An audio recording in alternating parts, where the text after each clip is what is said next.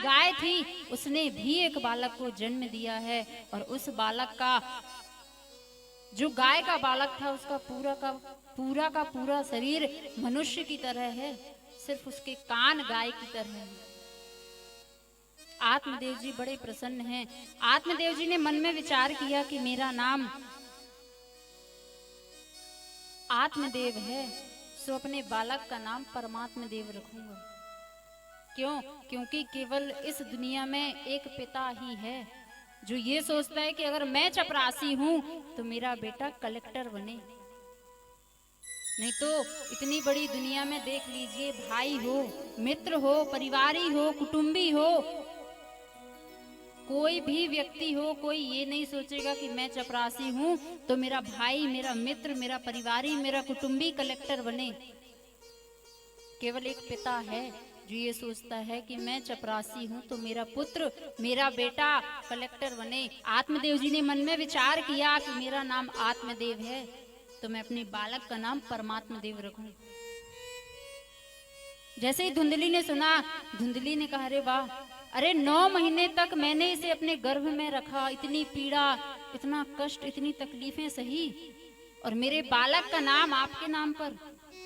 अरे मेरे बालक का नाम तो मेरे नाम पर आएगा, मेरा नाम धुंधली, सो मेरे बालक का नाम धुंधकारी। आत्मदेव जी इतने प्रसन्न हैं। धुंधली ने अपने बालक का नाम धुंधकारी रखा, और जो गाय का बालक था उसका नाम आत्मदेव जी ने गोकर्ण रखा।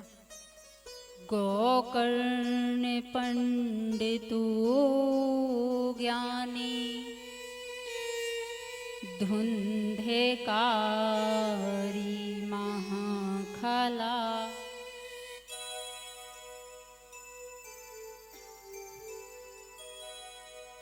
कहते ना कि जिसके घर में इकलौती संतान हो, चाहे वो बेटा हो चाहे बेटी हो, उसे बिगड़ते समय नहीं लगता।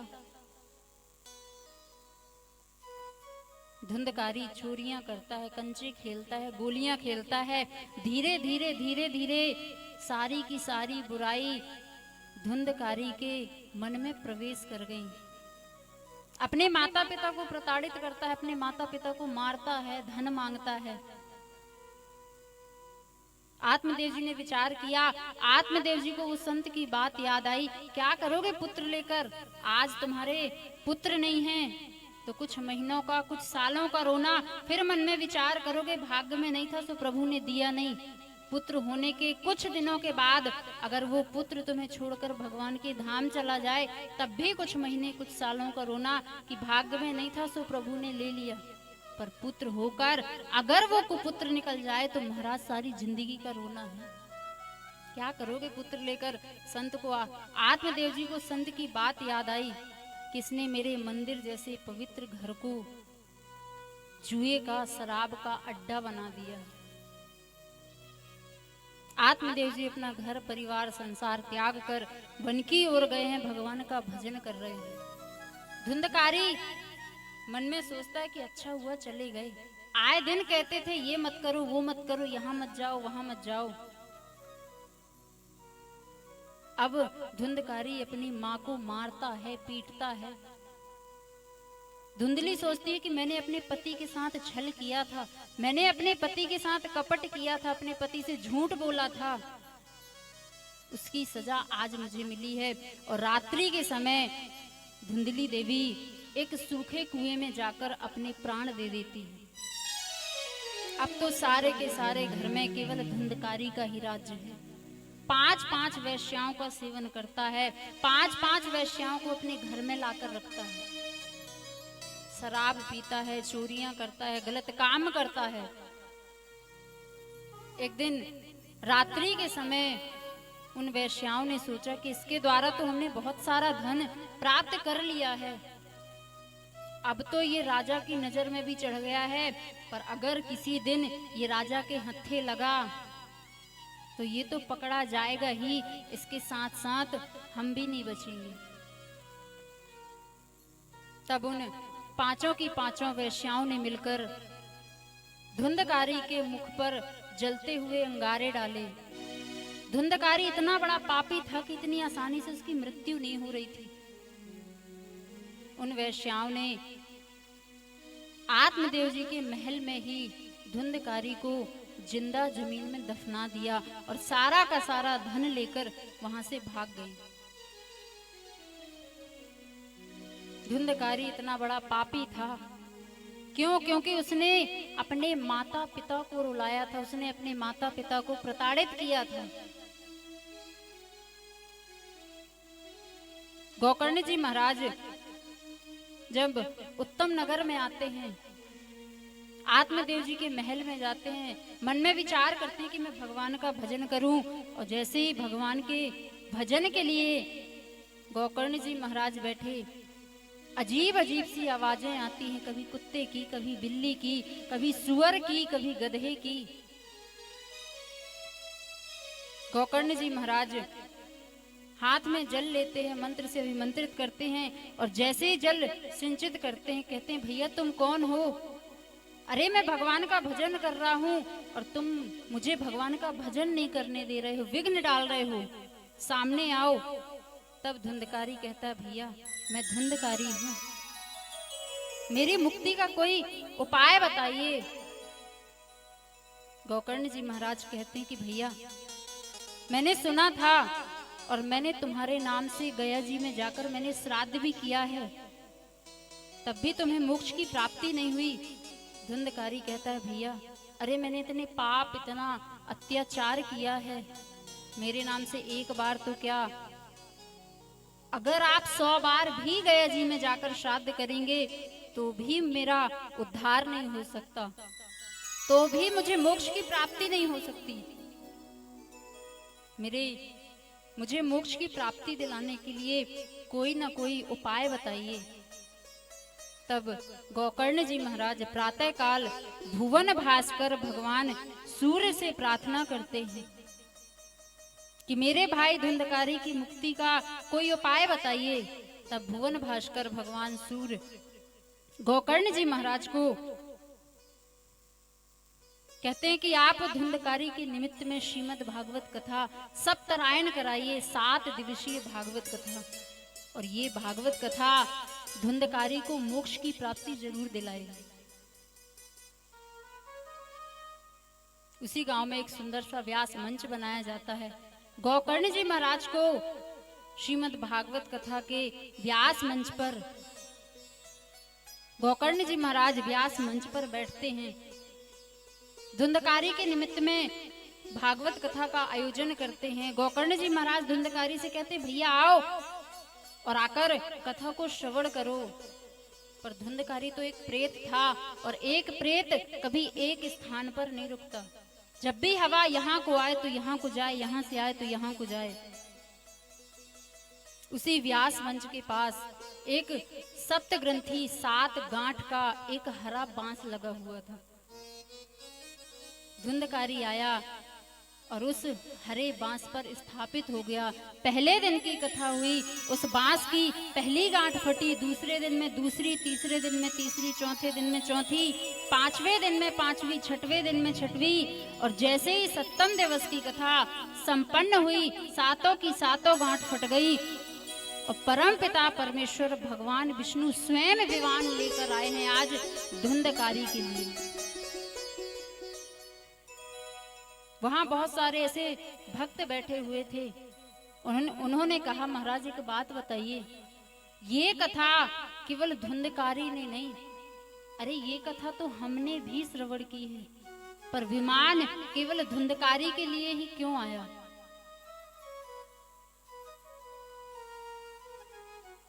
गोकर्ण जी महाराज कहते हैं कि धुंधकारी ने केवल भागवत कथा को सुनी नहीं है।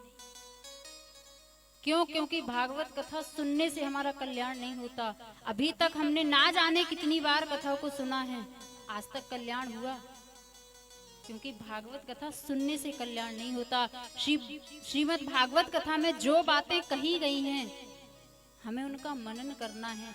भागवत कथा को हमें अपने हृदय में विराजमान करना है।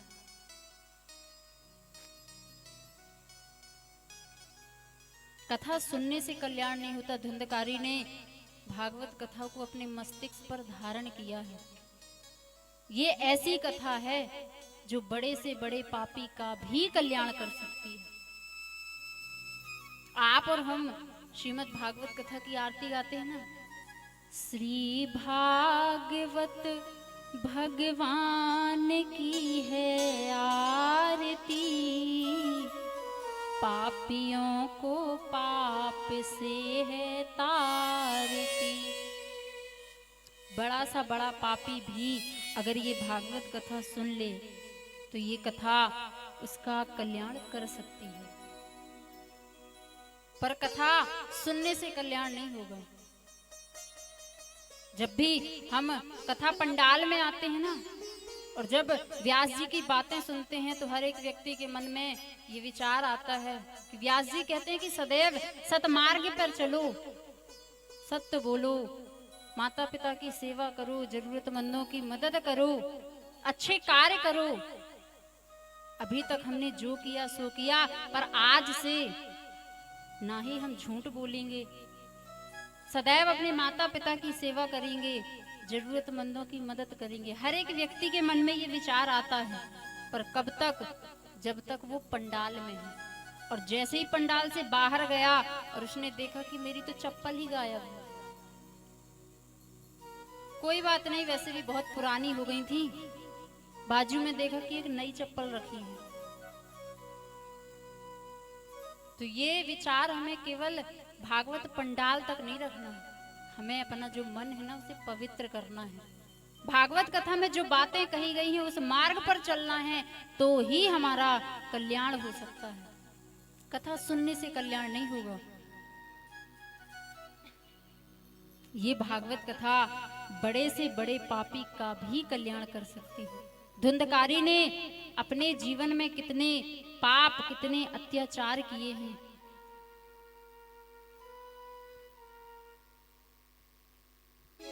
पर 7 दिनों में धुंधकारी के लिए स्वयं भगवान विमान लेकर आए हैं। आगे श्री सूत जी महाराज से सौनकाद ऋषि वर्णन करते हैं कि बाबा, ये सुखदेव कौन है? आप मुझे सुखदेव की कथा श्रवण कराइए।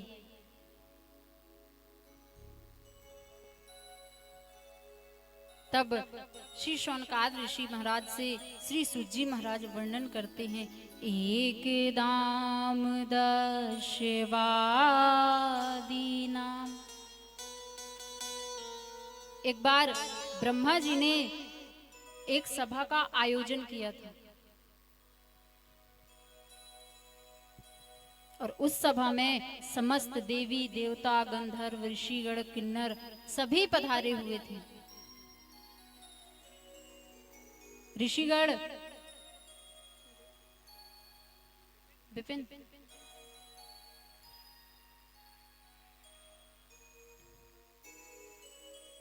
बोलिए संत भगवान की जय। मैं अनुरोध करूंगा जो हमारे पंडाल में संत भगवान पधारे हैं वे व्यास मंच पर आकर के आसन ग्रहण करें।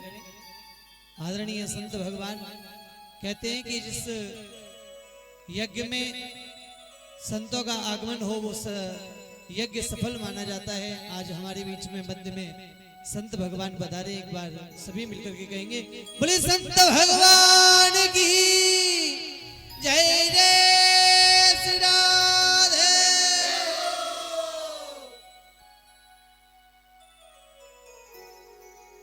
प्रेम से बोलो, जोर से बोलो। देखिए, राधे राधे ना एक बार में बोल लिया करिए, है ना। कम से कम थोड़ी बहुत तो तरस मेरे ऊपर खा लिया करो, मेरा शरीर देख के। जोर से बोलो।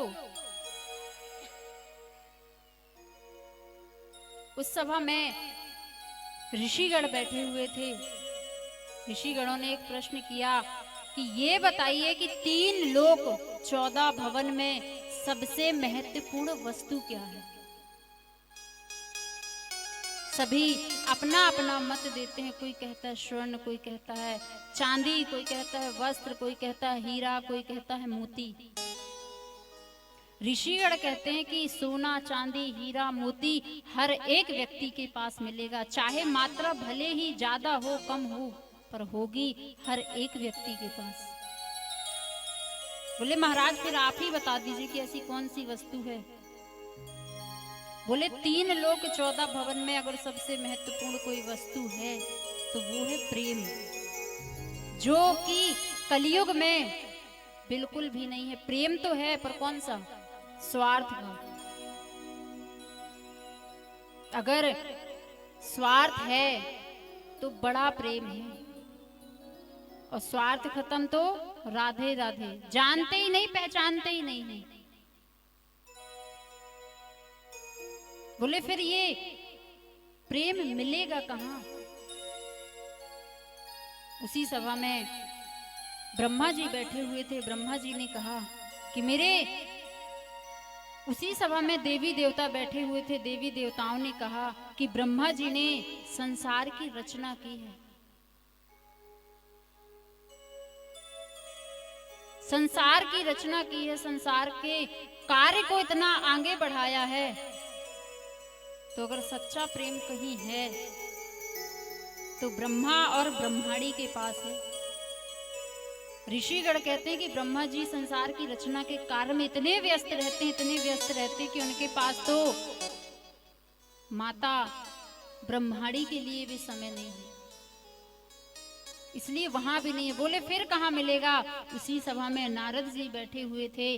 नारद जी ने कहा कि मेरे प्रभु भगवान विष्णु और माता लक्ष्मी के पास, मेरे प्रभु माता से बड़ा प्रेम करते हैं। ऋषिगण कहते हैं कि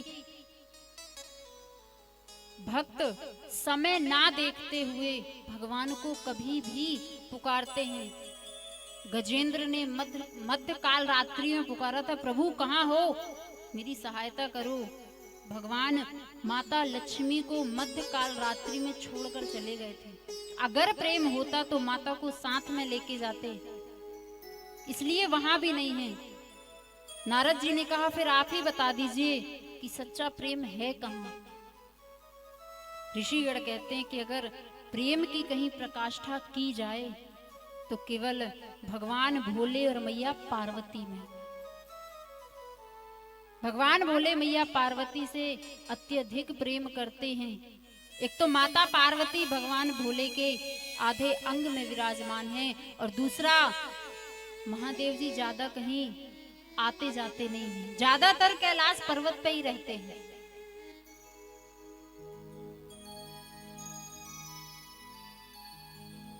अगर कहीं प्रेम की प्रकाष्ठा की जाए तो भगवान भोले और मैया पार्वती में।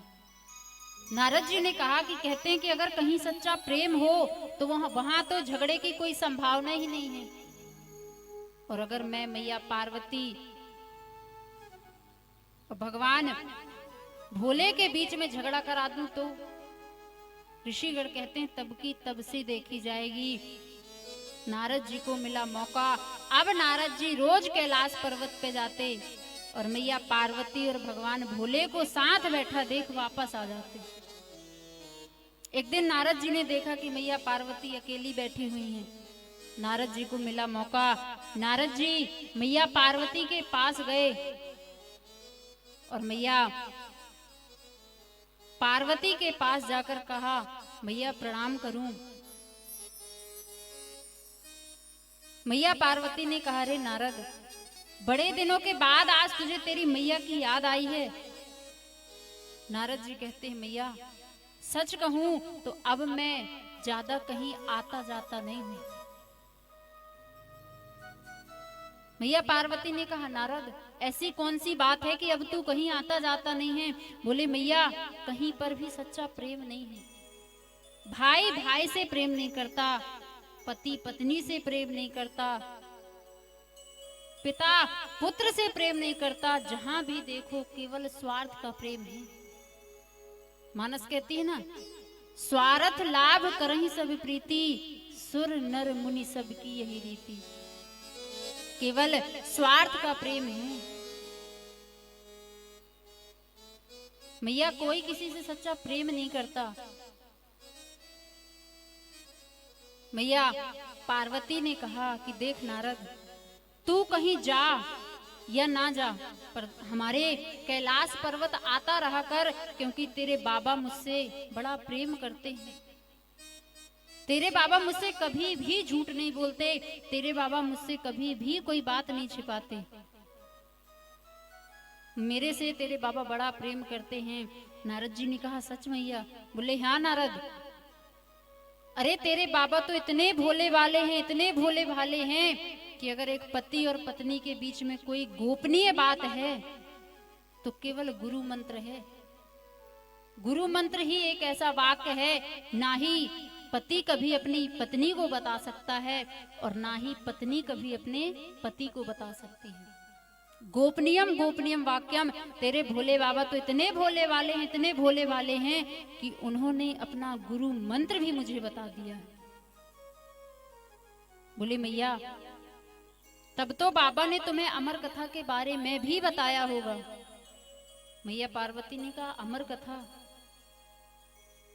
अरे नारद, ये कौन सी कथा है? बोले, मैया ये कोई ऐसी वैसी कथा नहीं है, बड़ी गोपनीय कथा है, और ये कथा बाबा हर किसी को बताता नहीं है, उसे ही बताता है जिससे बाबा बड़ा प्रेम करता है। मैया पार्वती ने कहा, नारद मतलब अरे तेरे बाबा मुझसे प्रेम नहीं करते? बोले, मैया ये तो जाने तू या जाने बाबा। अच्छा मैया, मेरा तो है गया काम। नारद जी ने उठाई अपनी बीड़ा और नारायण नारायण की ध्वनि करते हुए कैलाश पर्वत से चले गए। बीच रास्ते में मिल गए भोले बाबा, और जैसे ही भोले बाबा ने नारद जी को देखा, भोले बाबा ने नारद जी से कहा, अरे नारद कहाँ? बोले, बाबा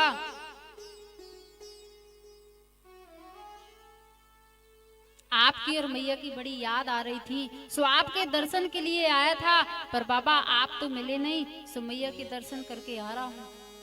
भगवान भोले समझ गए कि नारद कैलाश पर्वत पे गया था, कोई न कोई औगार जरूर बह के आया होगा। जैसे ही नारद जी कैलाश पर्वत पे पहुंचे, नारद जी जैसे ही भगवान भोले कैलाश पर्वत पर पहुंचे, कैलाश पर्वत पर पहुंचकर भगवान ने मैया पार्वती को टेर लगाई। देवी पार्वती, मैया पार्वती कोई जवाब नहीं दे रही। भगवान दोबारा से आवाज लगाते हैं, अरे देवी पार्वती, पर मैया कोई जवाब नहीं दे रही। भगवान भोले ने फिर से टेर लगाई है, देवी पार्वती। अब भीतर से आवाज रही, बाबा हम नाय काऊ के और हमार नाय कोई, और पर्वत पे भंगिया रखी खाए चाहे कोई। भगवान भोले कहते हैं, अच्छा जो देवी रोज हाथ में भांग का लोटर लेकर आती थी और कहती थी बाबा भोग लगाओ भोग लगाओ, और आज कह रही है बाबा हम नाय काऊ के और हमार नाय कोई, और पर्वत पे भंगिया रखी खाए चाहे कोई। भगवान भोले कहते हैं, देवी बात क्या है, बात तो बताओ। मैया पार्वती कहती है, बाबा अरे हमें तुमसे बात ही नहीं करनी। भगवान भोले कहते हैं, देवी बात क्या है, बात तो बताओ। मैया पार्वती कहती है, बाबा हमें तुमसे बात ही नहीं करनी। अरे मैं तो तुम्हें बड़ा भोला भाला समझ रही थी, पर सही मायने में तुमसे बड़ा छलिया, तुमसे बड़ा कपटी इस दुनिया में दूसरा कोई नहीं है। बाबा जितनी दाढ़ी तुम्हारे बाहर है ना, उतनी ही दाढ़ी तुम्हारे भीतर भी है। भगवान भोले मैया पार्वती को लगे मनाने, और यही होता है ना कि देखिए, अगर घर में मां रूठ जाए, पिता रूठ जाए, तो माता को कोई नहीं मनाता, पर अगर गलती से बीवी रूठ जाए तब तो कुछ भी करेंगे पर बीवी को मना ही लेंगे, है ना। वैसे ही भगवान भोले मैया पार्वती को लगे हैं मनाने। देवी बात क्या है, बात तो बताओ। मैया पार्वती कहती है, बाबा तुम मुझसे प्रेम ही नहीं करते। भगवान भोले कहते, देवी अरे सबसे ज्यादा प्रेम मैं तुमसे ही करता हूँ। और मैया पार्वती भगवान भोले से कहती हैं, ओ भोला भांग तिहारी, नित घोटत घोटत हारी। ओ भोला भांग तिहारी, नित घोटत घोटत हारी, ओ मेरे दोनों हाथ दुखाए। तेरी एक दिना की होए तो घोटू रोज न घोटी जाए। भोला भांग तिहारी नित घोटत घोटत हारी, ओ भोला भांग तिहारी नित घोटत घोटत हारी। मेरे दोनों हाथ दुखाए, तेरी एक दिना की होए तो घोटू रोज न घोटी जाए। बम भोला बम भोला बम भोला, ओ बम भोला बम भोला बम भोला, ओ बम भोला बम भोला बम भोला, हाँ बम भोला बम भोला बम भोला।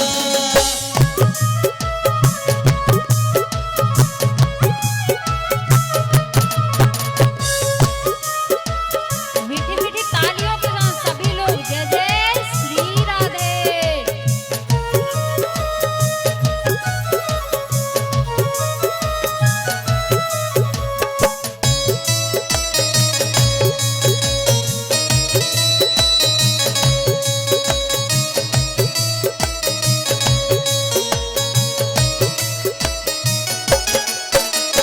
नाजुक तन को नाज से पाला, कैसे सहूं कसाले।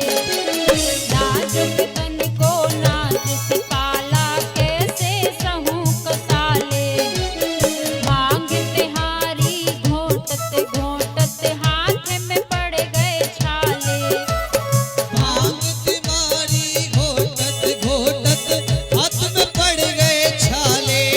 तेरी रोज रोज की अकड़ रे भोला, हमसे सही न जाए।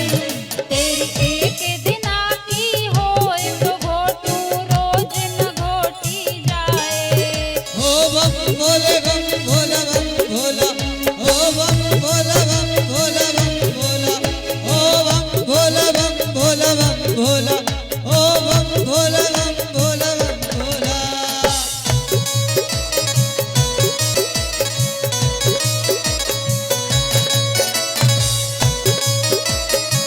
हर हर महादेव।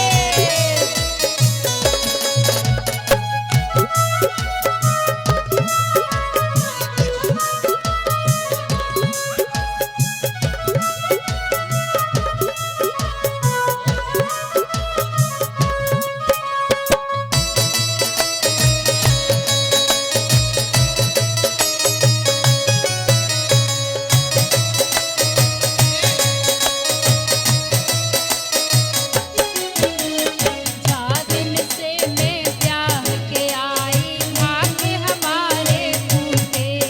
रोजा दिन से मैं ब्याह के आई, भाग्य हमारे फूटे। जा दिन से मैं ब्याह के आई, भाग्य हमारे फूटे। 4 दिन से मैं ब्याह के आई, भाग्य हमारे फूटे। नाम करे ऐसा हो जाए, ये सिलवट्टा टूटे। राम गाए ये हो जाए, ये सिलवट्टा टूटे। तेरी रोज रोज की अकड़ रे भोला, घर में राड़ मचाए। तेरी एक दिना की होए तो घोटू रोज न घोटी जाए। ओ बम भोला बम भोला बम भोला, ओ बम भोला बम भोला बम भोला, ओ बम भोला बम भोला बम भोला, ओ बम भोला बम भोला बम भोला। ओ मेला भोले दा, ओ मेला भोले दा, लौंदा है हर साल कमरिया नचले रे, कमरिया नचले रे, भोले जी दे नाल। ओ मेला भोले दा, ओ मेला भोले दा।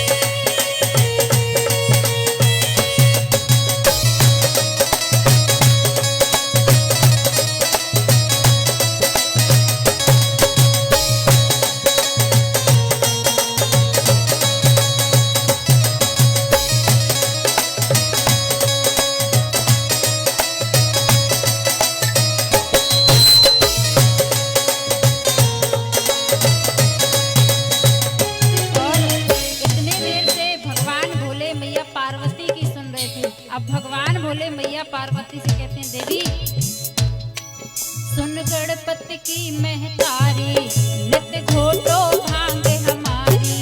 सुन गणपत की महतारी नित घोटो भांग हमारी। सुन गणपत की महतारी नित घोटो भांग हमारी। सुन गणपत की महतारी नित घोटो भांग हमारी। बिन भांग रहा ना जाए गौरा तुमको छोड़ दूं पर भांग न छोड़ी जाए। बम भोला बम भोला बम भोला ओ बम भोला बम भोला बम भोला ओ बम भोला बम भोला बम भोला ओ बम भोला बम भोला बम भोला ओ बम भोला बम भोला बम भोला ओ बम भोला बम भोला बम भोला हे भोला बम भोला बम भोला हे बम भोला बम भोला बम भोला ओ बम भोला बम भोला बम भोला ओ बम भोला बम भोला भोले बाबा की। प्रेम से बोलो, जोर से बोलो। भगवान भोले मैया पार्वती को मनाते हैं। देवी बात क्या है, बात तो बताओ। मैया पार्वती कहते हैं बाबा तुम जाओ, हमें तुमसे बात ही नहीं करनी। भगवान भोले मैया पार्वती से कहते हैं देवी माना कि तू रूपवती है, माना कि तू रूपवती है, माना कि तू पार्वती है। चल उठ खड़ी हो, आकर मेरे पैर छू, तेरे सामने खड़ा तेरा पति कैलाशपति है। मैया पार्वती कहती हैं बाबा आप मुझसे प्रेम नहीं करते। बोले देवी सबसे ज्यादा प्रेम मैं आपसे ही करता हूँ। बोले बाबा अगर सबसे ज्यादा प्रेम मुझसे करते हैं तो फिर आपने अमर कथा के बारे में मुझे बताया क्यों नहीं। बाबा मैं अमर कथा को सुनना चाहती हूँ। भगवान भोले मैया पार्वती से कहते हैं देवी ये कोई ऐसी वैसी कथा नहीं है, अमर कथा है और ये कथा हर किसी को बताई नहीं जाती, खासकर आप स्त्रियों को, क्योंकि आप में एक बहुत बुरी आदत होती है। बोले बाबा कौन सी आदत? बोले देवी चुगली करने की। आप स्त्रियों के पेट में कोई बात रुकती नहीं है। मैया पार्वती कहती हैं बाबा मैं अमर कथा के बारे में किसी से नहीं कहूंगी, पर मैं अमर कथा को सुनना चाहती हूँ।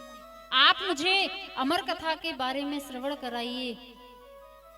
तब भगवान भोले मैया पार्वती को लेकर अमरनाथ में भद्रिका आश्रम पर गए हैं। भगवान भोले जैसी पहली ताली बजाते हैं, उस आश्रम में जितने भी जीव जंतु पशु पक्षी थे भगवान भोले के ताली बजाते ही सारे के सारे भाग जाते हैं। भगवान भोले दूसरी ताली बजाते हैं, दूसरी ताली बजाते ही सुगंधित हवाएं बहने लगती हैं। जैसे ही भगवान भोले तीसरी ताली बजाते हैं भगवान भोले का त्रिशूल उस पर्वत की 3 परिक्रमा करके आता है कि कोई छिपकर तो नहीं बैठा। भगवान भोले मैया पार्वती से कहते हैं कि देवी जब मैं आपको कथा सुनाऊं तो आप हुंकार देते रहना, बीच बीच में ओम ओम ओम बोलते रहना। मैया पार्वती ने कहा बाबा क्यों? बोले देवी जब मैं आपको कथा सुनाऊंगा तो मैं अपने नेत्र बंद कर लूंगा, मैं आपको देख नहीं पाऊंगा, पर आपकी हुंकार ओम ओम की ध्वनि मेरे कानों पर आएगी तो मुझे पता रहेगा कि देवी मेरी कथा को सुन रही है। जैसे ही भगवान भोले ने मैया पार्वती से कहा, मैया पार्वती ने कहा प्रभु मैं बीच बीच में हुंकार देती रहूंगी। भगवान भोले कहते हैं कि देवी बीच बीच में तालियां बजाते रहना, क्योंकि ताली बजाने से सुगंधित हवाएं बहती हैं। जब भी हम भजन में, कथा में, कीर्तन में जाते हैं और अगर हमारा मन कथा में है तब तो हमारा मन भ्रमित नहीं होगा, और अगर हमारा मन हल्का सा भी भटका तो बाजू में निंद्रा देवी बैठी रहती हैं और झट से आकर हमारी गोद में बैठ जाती हैं। देवी बीच बीच में तालियां बजाती रहोगी तो आपका जो मन है वो भ्रमित नहीं होगा, आपका मन भटकेगा नहीं और ना ही निंद्रा देवी आकर आपकी गोद में बैठेंगी। भगवान भोले मैया पार्वती को कथा सुनाना प्रारंभ करते हैं और उसी आश्रम में एक सुए का अंडा रखा हुआ था, एक तोते का अंडा, जिसमें अभी प्रादुर्भाव भी नहीं आया था। जैसे ही कथा प्रारंभ हुई उस सुए के अंडे में प्रादुर्भाव आया और एक सूक बालक जन्म लेकर आया। पहले दिन की कथा हुई, दूसरे दिन की कथा, तीसरे दिन की कथा, और कहते हैं कि श्रीमद् भागवत कथा का जो चौथा दिन होता है उसमें भगवान कन्हैया के जन्मोत्सव की कथा आती है। और कल हमारी कथा में भी कथा का चौथा दिन है। कल भगवान कन्हैया का बड़े ही धूमधाम से जन्मोत्सव मनाया जाएगा। सुंदर झांकी के दर्शन कराए जाएंगे। मैया पार्वती पहले दिन की कथा, दूसरे दिन की, तीसरे दिन की कथा सुनती हैं। जैसे ही चौथे दिन की कथा आती है, भगवान कन्हैया के जन्मोत्सव की कथा सुनती हैं। इतनी मीठी मीठी कथा है कि मैया पार्वती को नींद आ गई।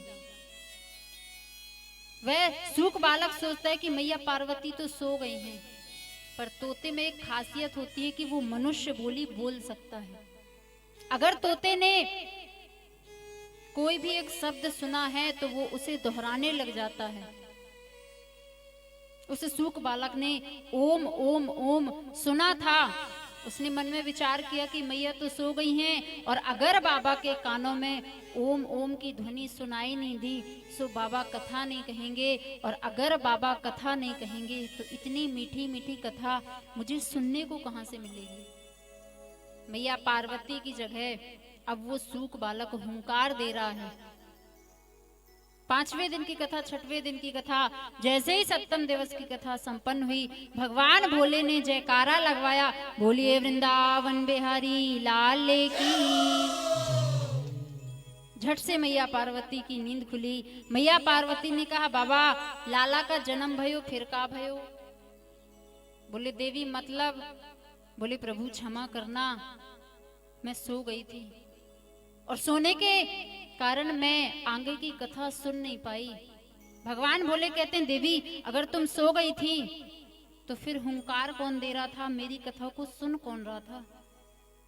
मैया पार्वती कहती हैं, बाबा ये तो मुझे नहीं पता, पर बाबा मैं सो गई थी, आप फिर से कथा कहिए, मैं दोबारा से सुनना चाहती हूँ। जैसे ही भगवान भोले ने नेत्र घुमाए और भगवान भोले ने देखा कि एक सूक बालक कल्प वृक्ष पर बैठकर भगवान भोले की कथा को सुन रहा था। भगवान भोले को बड़ा क्रोध आया। क्रोध में आकर भगवान भोले ने अपना त्रिशूल उस सूक बालक को मारने के लिए जैसे ही छोड़ा, वो सूक बालक 3 लोक 14 भवन की परिक्रमा कर लेता है, पर उसकी सहायता कोई नहीं करता, क्योंकि महाकाल से बैर कौन ले, वो तो देवों के देव महादेव हैं। वह सूक बालक मन में विचार करता है कि दैत्यों से खतरा हो तो देवताओं के पास जाओ, यहाँ तो देवताओं से ही खतरा है, कहाँ जाऊं? तब वह सूक बालक पृथ्वी लोक पर ब्राह्मण देवता के घर पे आता है। महर्षि वेदम व्यास जी की पत्नी माँ विटका देवी अपने केसों को संवार रही थी।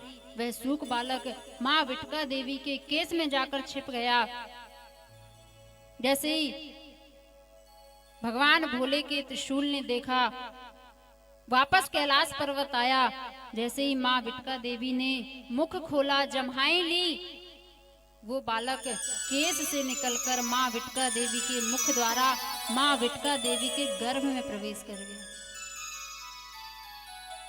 क्योंकि उसने महादेव की कथा को गलत तरीके से सुना था।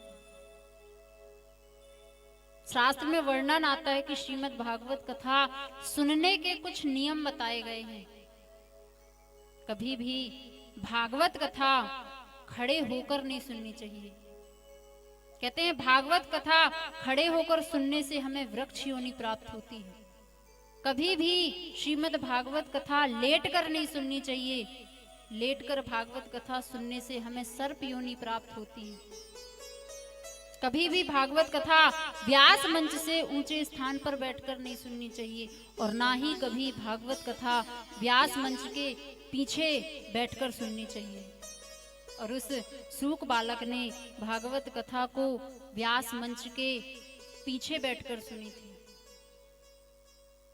भगवान भोले महर्षि वेदम व्यास जी के घर में पृथ्वी लोक पर आते हैं। जैसे ही महर्षि वेदम व्यास जी महाराज ने भगवान भोले के दर्शन किए, बड़े बड़े नेत्र हैं, हाथ में त्रिशूल है। महर्षि वेदम व्यास जी महाराज भगवान भोले से कहते हैं, प्रभु अरे एक तो पहली बार दर्शन दिए, वो भी इतने विकराल रूप में, इतने क्रोध में हैं आप। भगवान भोले कहते हैं कि मेरे यहाँ से एक चोर चोरी करके आपके घर पर आया हुआ है। महर्षि वेदम व्यास जी कहते हैं, बाबा एक बात बताइए, चोरी, अरे वो भी आपके घर पर, आपके कैलाश पर्वत पे है ही क्या चुराने लायक? भांग धतूरा खाने की वस्तुएं हैं, और अगर उसने आपकी खाने की वस्तुएं चुरा भी ली तो बाबा इसमें इतना क्रोध? बोले उसने मेरी अमर कथा गलत तरीके से सुनी है,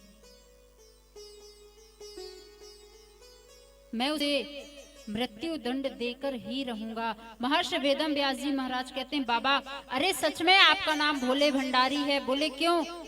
बोले बाबा आप कहते हैं कि उसने आपकी अमर कथा सुनी है, तब तो वो अमर हो गया, और मान लीजिए आप देवों के देव हैं, कुछ भी कर सकते हैं, पर बाबा अगर आपने उस बालक को मृत्यु दंड दिया तो आपकी अमर कथा झूठी पड़ जाएगी। भगवान भोले कहते हैं कि मैं उसे मार नहीं सकता, बंदी तो बना सकता हूँ। महर्षि वेदम व्यास जी महाराज कहते हैं कि अहो भाग उस बालक के, यहाँ वर्षों से तपस्या कर रहे ऋषि, उनमें से किसी न किसी को क्षण मात्र के लिए आपके दर्शन नसीब होते हैं, और वो बालक अरे जन्म लेते लेते आपकी छत्र छाया में रहेगा। भगवान भोले कहते हैं कि एक बालक को जन्म लेने में कितना समय लगता है? 9 माह, 10 माह। मैं 1 वर्ष के लिए आपके घर में समाधि लेता हूँ। जब वो बालक जन्म लेकर आए, आप वो बालक मुझे दे देना। वह सूक बालक अपनी माता के गर्भ से सारी बातें सुन रहा था, और उस सूक बालक ने कहा, वाह प्रभु, अरे आपने समाधि भी ली तो इतनी कंजूसी से 1 वर्ष की। मैं प्रतिज्ञा करता हूँ कि मैं अपनी माँ के गर्भ में 12 वर्षों तक रहूंगा। और वह सूक बालक अपनी माँ के गर्भ को ही मंदिर समझकर अपनी माँ के गर्भ में 12 वर्ष तक स्थापित रहा। भगवान भोले 1 वर्ष के बाद महर्षि वेदम व्यास जी से कहते हैं कि लाइए बालक दीजिए। महर्षि वेदम व्यास जी महाराज कहते हैं, प्रभु अरे आप बालक की बात करते हैं, अभी तो उस बालक के आने का आकार भी नहीं आया। मेरी भार्या को बड़ी पीड़ा हो रही है, बड़ा कष्ट हो रहा है। समय बीतता है, तब भगवान विष्णु पृथ्वी लोक पर आते हैं, और उस सूक बालक से गर्भ के बाहर से ही बातें कर रहे हैं कि अरे तुम अपनी माँ के गर्भ में क्या कर रहे हो? अपनी माँ के गर्भ के बाहर निकलो, मैंने कितना सुंदर संसार बनाया है, संसार का भोग लो। वह सूक बालक कहता है, प्रभु अरे इसीलिए तो संसार में आना नहीं चाहता। आपने इतना सुंदर संसार बनाया है, हर एक सुख सुविधाएं दी हैं कि जीव संसार में आने के बाद आपको ही भूल जाता है। आपकी जो मोह माया है ना, जीव उसमें लुप्त हो जाता है, सब कुछ भूल जाता है। मैं अपनी माता के गर्भ में ही सही हूँ। भगवान उस सूक बालक से कहते हैं कि तुम्हारी माता को बड़ी पीड़ा हो रही है, अपनी माता के गर्भ के बाहर आओ। तब वह सूक बालक भगवान से कहता है कि प्रभु मैं अपनी माता के गर्भ से तो बाहर आ जाऊं, और उसके लिए आपको अपनी ये मोह माया रोकनी पड़ेगी। भगवान कहते हैं मोह माया नहीं रोक सकती। बोले तब तो प्रभु मैं अपनी माता के गर्भ में ही रहूंगा, जब तक आप अपनी मोह माया को रोक नहीं लेते। तब भगवान एक क्षण के लिए अपनी मोह माया को रोकते हैं और श्री सुखदेव महाराज अपनी माता के गर्भ के बाहर आते हैं। बोलिए श्री सुखदेव महाराज की, प्रेम से बोलो। जैसे ही श्री सुखदेव महाराज अपनी माता के गर्भ से बाहर आते हैं, उनका यज्ञोपवीत संस्कार भी नहीं हुआ था और सीधा वन की ओर जाते हैं। पुत्र के विरह में व्याकुल पिता महर्षि वेदम व्यास जी ठहरो पुत्र ठहरो पुत्र ठहरो पुत्र करते हुए श्री सुखदेव महाराज के पीछे पीछे जा रहे हैं। जैसे ही महर्षि वेदम व्यास जी महाराज ने देखा कि मेरा पुत्र जिस वन में गया है, उस वन के प्रत्येक पत्ते पत्ते पर, प्रत्येक शाखा पर, प्रत्येक वृक्ष पर उन्हें श्री सुखदेव महाराज के दर्शन हो रहे हैं। और देखिए, मैं आप सभी भक्तों से प्रार्थना करूंगी कि आप सभी भक्त अपने अपने गुरु जी को याद करें, अपने अपने गुरु जी को प्रणाम करें, और जिन्होंने आज तक गुरु नहीं बनाया वो प्रार्थना करें कि हमें श्री सुखदेव महाराज की तरह गुरु मिले। जैसे ही महर्षि वेदम व्यास जी महाराज ने देखा कि उस वन के प्रत्येक पत्ते पत्ते पर, प्रत्येक डाली में, प्रत्येक वृक्ष पर उन्हें श्री सुखदेव महाराज के दर्शन हो रहे हैं,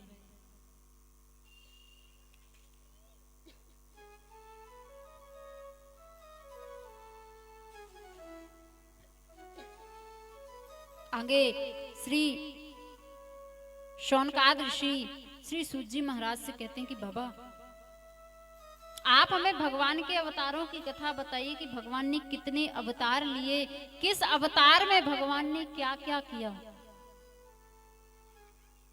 श्री सूत जी महाराज शौनकाद ऋषि को वर्णन कराते हैं कि भगवान ने 24 अवतार लिए हैं, पर भगवान कभी गर्भ के अंदर नहीं गए।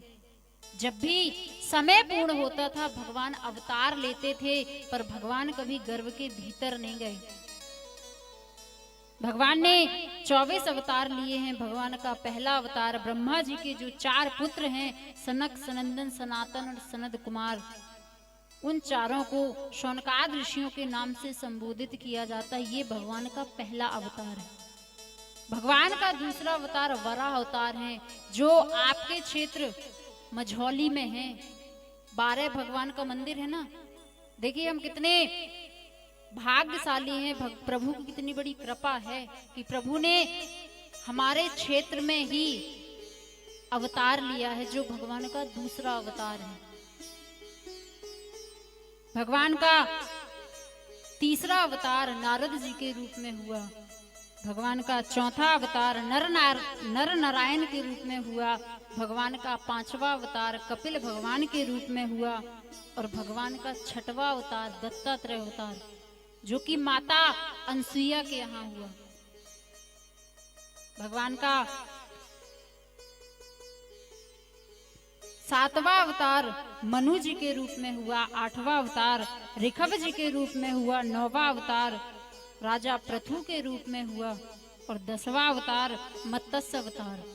11वां अवतार कच्छप अवतार। 12वां अवतार धन्वंतरी जी के रूप में हुआ। 13वां अवतार मोहिनी अवतार, जो भगवान ने समुद्र मंथन के समय लिया था। 14वां अवतार नरसिंह अवतार। 15वां बावन भगवान। 16वां भगवान परशुराम जी के रूप में। 17वां अवतार महर्षि वेदम व्यास जी के रूप में। 18वां अवतार मर्यादा पुरुषोत्तम भगवान श्री राम जी के रूप में। 19वां अवतार बलराम जी के रूप में। और 20वां अवतार भगवान कृष्ण के रूप में। 21वां अवतार भगवान बुद्ध के रूप में। 22वां अवतार जो अब कलयुग में होगा, कल्कि अवतार। 23वां अवतार हंसा अवतार। और 24वां अवतार हेग्रीव अवतार। भगवान ने 24 अवतार लिए हैं, जिसमें से भगवान के 2 प्रमुख अवतार हैं, मर्यादा पुरुषोत्तम भगवान श्री राम और भगवान कन्हैया। ये भगवान के 2 प्रमुख अवतार हैं। भगवान ने 24 अवतार लिए, पर भगवान कभी गर्भ के भीतर नहीं गए। जब समय पूर्ण होता था तब भगवान अवतार लेते थे, पर भगवान कभी गर्भ के भीतर नहीं गए।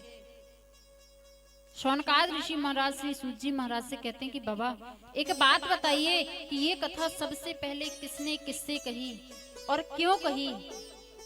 तब श्री सूत जी महाराज शौनकाद ऋषि महाराज को वर्णन कराते हैं कि ये कथा सबसे पहले भगवान ने ब्रह्मा जी से कही।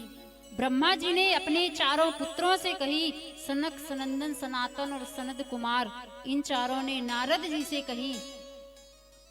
नारद जी ने महर्षि वेदम व्यास जी से कही। महर्षि वेदम व्यास जी महाराज ने अपने पुत्र श्री सुखदेव महाराज से कही, और श्री सुखदेव महाराज चूंकि मेरे गुरु हैं श्री सूत जी महाराज के, उन्होंने मुझसे कही। बोले बाबा ये बात तो समझ में आई कि भगवान ने ब्रह्मा जी से कही, ब्रह्मा जी ने अपने पुत्रों से कही, उन्होंने नारद जी से कही, क्योंकि ये बात ऊपर ऊपर चल रही है। पर ऐसा क्या हुआ कि नारद जी को पृथ्वी लोक पर आकर ये कथा महर्षि वेदम व्यास जी से कहनी पड़ी। तब श्री सूत जी महाराज शौनकाद ऋषि से कहते हैं कि एक बार महर्षि वेदम व्यास जी महाराज बड़े चिंतित थे, बहुत उदास थे और बहुत रुदन कर रहे थे, बहुत रो रहे थे। और भगवान अपने भक्त का रोना नहीं देख सकते। भगवान ने नारद जी से कहा कि नारद जाओ और देखो कि महर्षि वेदम व्यास जी महाराज इतने चिंतित क्यों हैं, इतना रुदन क्यों कर रहे हैं। नारद जी पृथ्वी लोक पर आए महर्षि वेदम व्यास जी के पास, और आकर नारद जी ने उनसे कहा बाबा आप इतने चिंतित क्यों हैं, आप इतना रुदन क्यों कर रहे हैं। जो संत होते हैं ना, संत की सच्ची परिभाषा है कि संत रुदन तभी करता है जब जन कल्याण के हित की बात आए। अगर उस संत के जीवन में कोई कष्ट, कोई विपत्तियां हैं, वो रुदन नहीं करता, वो परेशान नहीं होता। पर अगर जिसे वो जानता भी नहीं है, उसके जीवन में कोई कष्ट, कोई विपत्ति है, तो उस संत के आंखों में आंसू आते हैं, उसे कष्ट होता है। अगर उस संत के स्वयं के जीवन में कोई उत्सव आए, कोई खुशी आए, वो कभी उत्सव नहीं मनाता। पर जिसे वो जानता भी नहीं है, उसके जीवन में कोई खुशी आए, उस खुशी को देखकर वो उत्सव मनाता है। संत वही है जो जन कल्याण के दुख में दुखी हो और जन कल्याण के सुख में सुखी हो। महर्षि वेदम व्यास जी महाराज जन कल्याण के हित के लिए चिंतित हैं, रुदन कर रहे हैं। नारद जी से कहते हैं कि मैंने इतने वेद, पुराण, उपनिषद, इतने पुराणों की रचना की, पर मुझे शांति नहीं मिल रही है। मुझे ऐसा लग रहा है कि कुछ ना कुछ तो है जो मुझसे छूटा है। मैं ऐसा क्या करूं जिससे जीव का कल्याण हो। मृत्यु लोक में जीव का कल्याण कैसे होगा। तब नारद जी कहते हैं बाबा आपने वेद, पुराण, उपनिषद, इतने ग्रंथों की रचना की है, उन सब में आपने केवल ज्ञान को महत्व दिया है। और बाबा कलयुग में ज्ञान को सुनने वाला दूसरा कोई नहीं है। कलयुग में ज्ञान कोई नहीं सुनना चाहता। क्यों? क्योंकि स्वयं में वो अपने आप में बहुत बड़े ज्ञानी हैं। अगर आप किसी से दो बातें ज्ञान की करेंगे ना, तो सामने से चार करेगा कि अपने आप को बहुत बड़ा मंत्री समझता है। अरे क्या सिर्फ ज्ञान तेरे पास है? हम तेरे से कम नहीं हैं। बाबा कलयुग में कोई ज्ञान को सुनने वाला नहीं है। अभी तक आपने जितने भी पुराण लिखे हैं, उनमें सब में आपने केवल ज्ञान को महत्व दिया है, और कलयुग में ज्ञान को सुनने वाला कोई नहीं है। आप भक्ति के रस भरिए, भगवान के अवतारों की कथा लिखिए, भगवान की लीलाओं का वर्णन करिए कि भगवान ने कितने अवतार लिए, कौन कौन से अवतार में भगवान ने क्या किया। उसे कलयुग में जीव सुनेगा। भक्ति के रस भरिए। तब महर्षि वेदम व्यास जी महाराज श्रीमद् भागवत कथा लिखने से पहले उन्होंने महाभारत लिखनी प्रारंभ की। सबसे पहले उन्होंने महाभारत लिखी। महाभारत का युद्ध समाप्त हो चुका था। पांडवों की जीत हुई, कौरवों की हार हुई। धर्म की जीत हुई, अधर्म की हार हुई।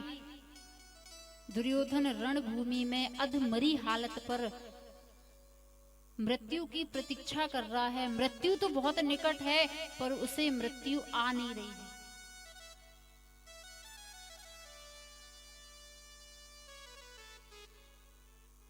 तब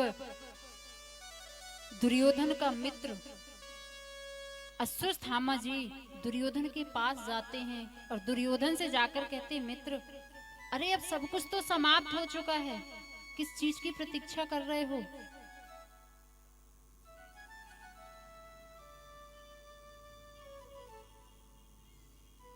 किस बात का तुम्हें इंतजार है? सब कुछ समाप्त हो चुका है। तब दुर्योधन अश्वत्थामा जी से कहता है कि मित्र, हम सब कौरव 100 थे, 100 में से एक भी नहीं बचा, और वो पांडव केवल 5 थे, एक भी कम नहीं हुआ। भला मुझे मृत्यु कैसे आ सकती है? अश्वत्थामा जी दुर्योधन से कहते हैं कि मित्र, अरे मैंने तुमसे कहा था कि अपनी सेना का सेनापति मुझे बना लो। अगर तुमने मेरी बात मानी होती, अपनी सेना का सेनापति मुझे बनाया होता, तो तुम्हारी जगह आज वो पांडव होते।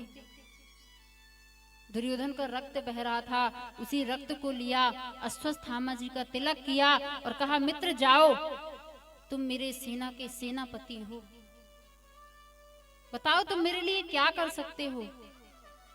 अश्वत्थामा जी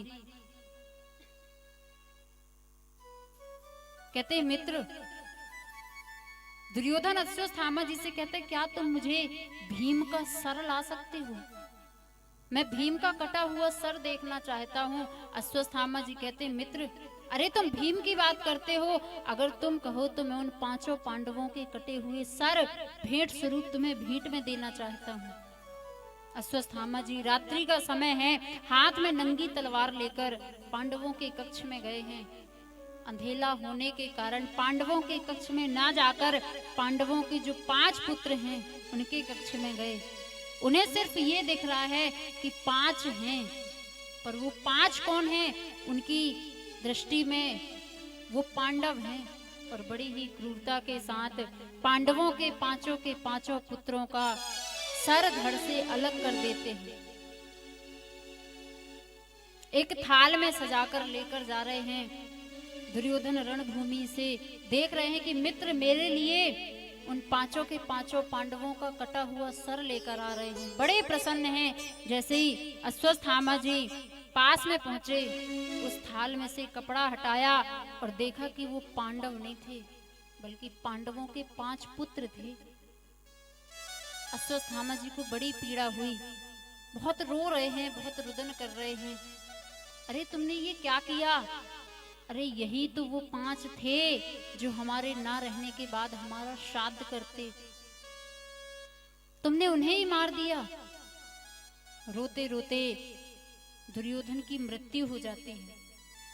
अब विचार करिए कि उस माता के हृदय में कितनी पीड़ा हो रही होगी, जिस माता के सामने उसके 5 बालकों की हत्या हो गई है। द्रौपदी को बड़ा कष्ट हो रहा है, द्रौपदी को बड़ी तकलीफ हो रही है।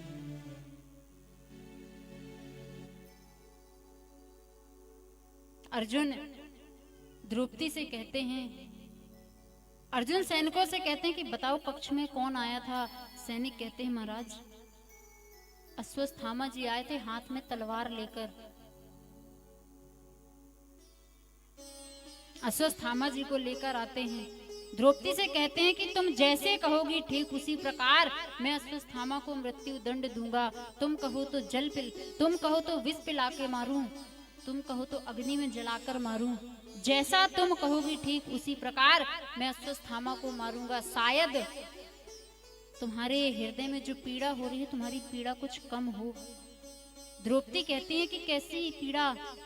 अरे ये भी तो किसी माँ का पुत्र है, और जो पीड़ा आज मुझे हो रही है, मैं नहीं चाहती कि वही पीड़ा किसी और की माँ को हो। और ये मत भूलो कि ये तुम्हारा गुरुपुत्र है। गुरुपुत्र हत्या का कलंक लगेगा। अर्जुन कहते हैं ठीक है, मार नहीं सकता पर अपमान तो कर सकता हूं। अश्वत्थामा जी के मुकुट पर जो मणि लगी हुई थी वो मणि छीन लेते हैं, उनके केस काटकर सभा से बाहर कर देते हैं, उन्हें अपमानित करते हैं और कहते हैं ना कि चोट का घाव तो समय रहते हुए भर जाता है, पर जो अपमान का घाव हो वो जीवन उपरांत कभी नहीं भरता। इसलिए कहते हैं कि जितना ज्यादा हो सके हमें लोगों की केवल दुआएं लेनी है। कभी किसी की भूल वश भी बद्दुआएं मत लो।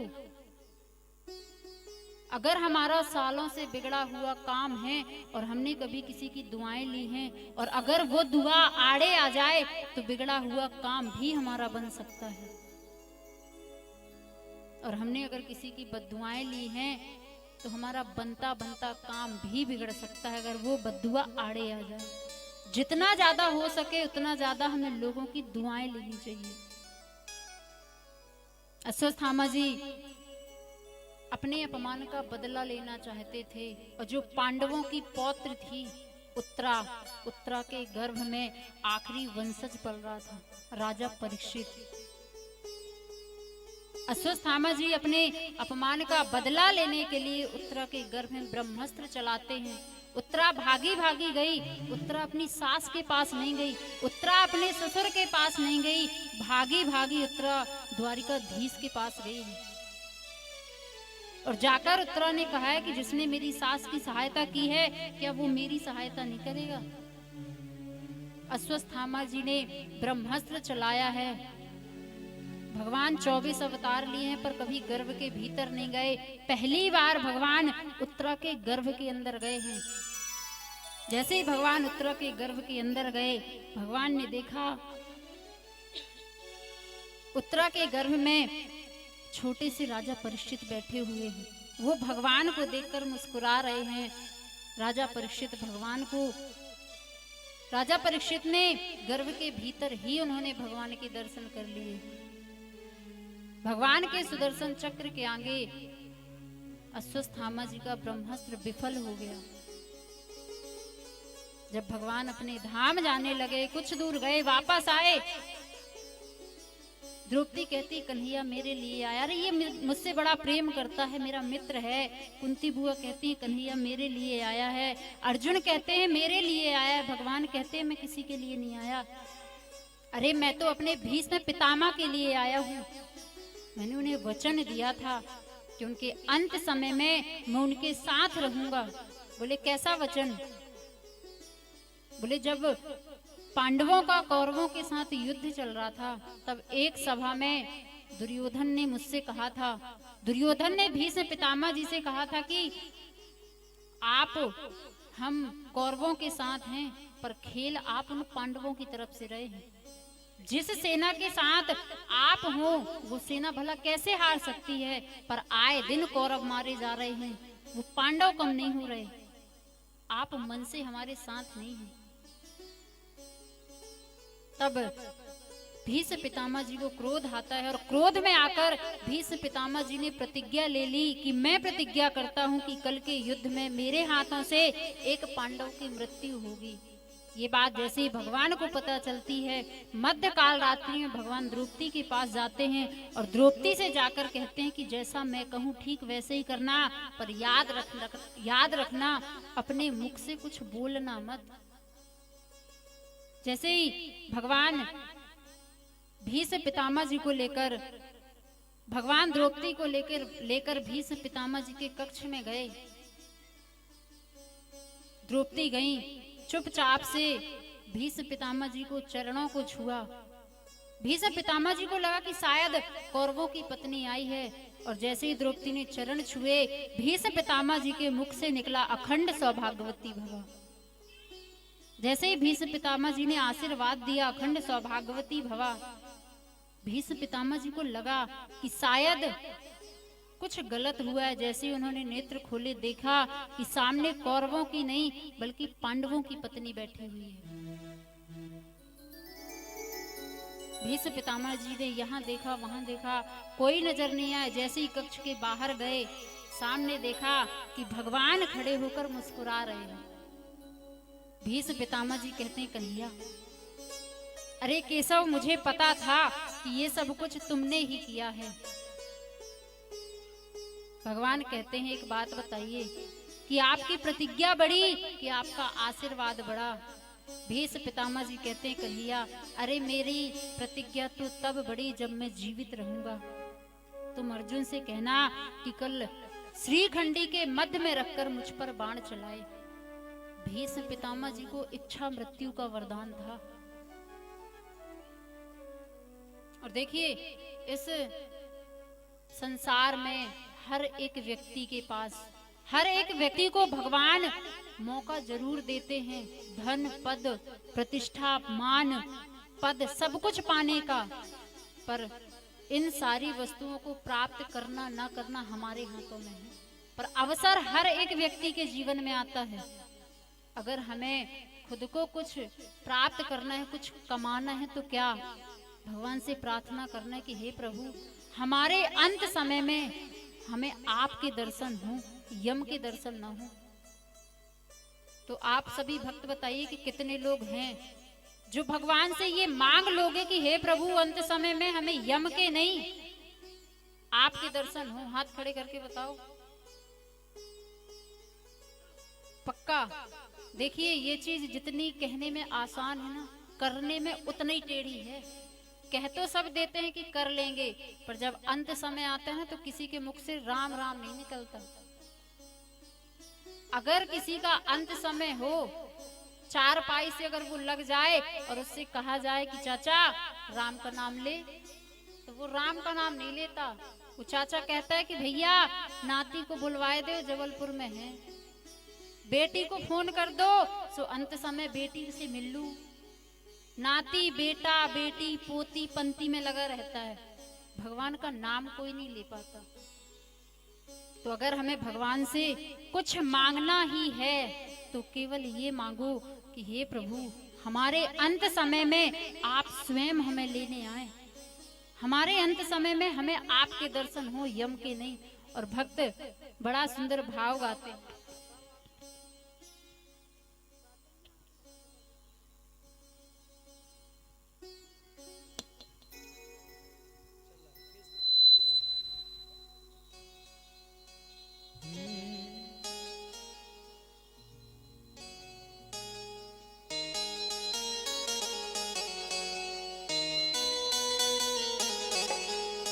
भोले बाके बिहारी लाल की जय जय श्री राधे, जय जय श्री राधे।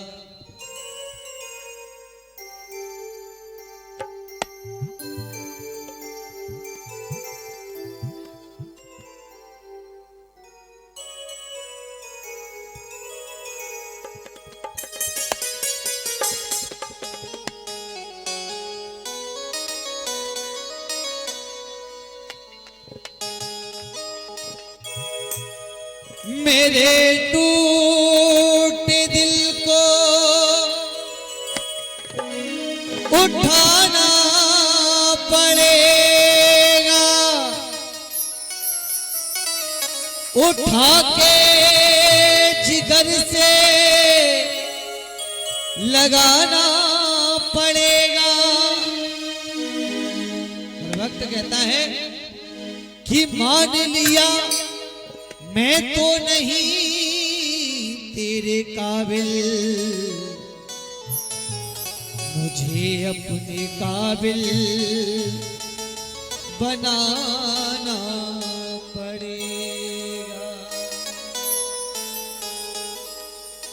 हो मेरा दिल तुझ पे, हो मेरा दिल तुझ पे कुर्बान, मुरलिया वाले रे, हो मुरलिया वाले रे, सावरिया प्यारे रे, मुरलिया वाले रे, सावरिया प्यारे रे ओ अब तो हो जा, अब तो हो जा मेहरबान मुरलिया वाले रे। आइए एक बार दोनों हाथ खड़े करके कहिए, बोलो बांके बिहारी लाल की।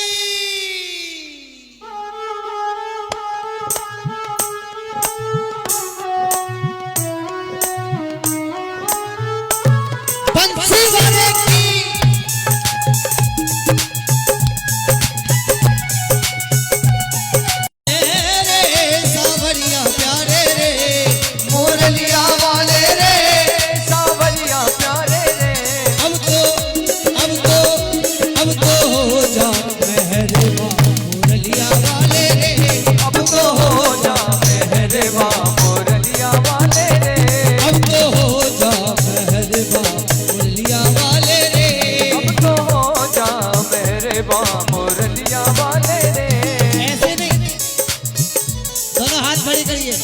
और सभी को मेरे साथ गाना है।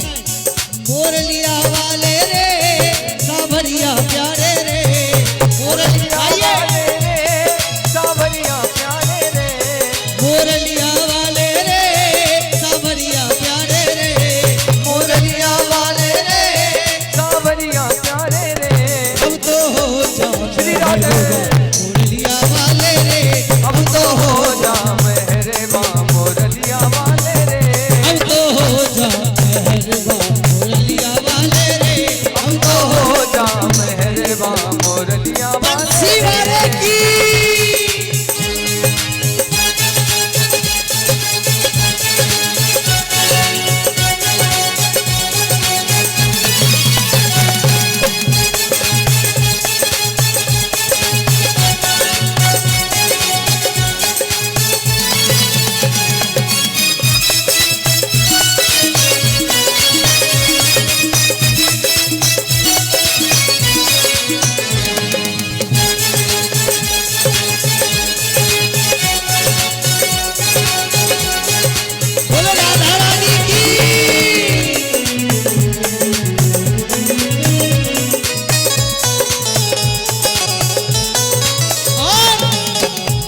तो तेरा एक दीदार चाहूं, मैं तो तेरा एक दीदार चाहूं, मैं तो तेरा,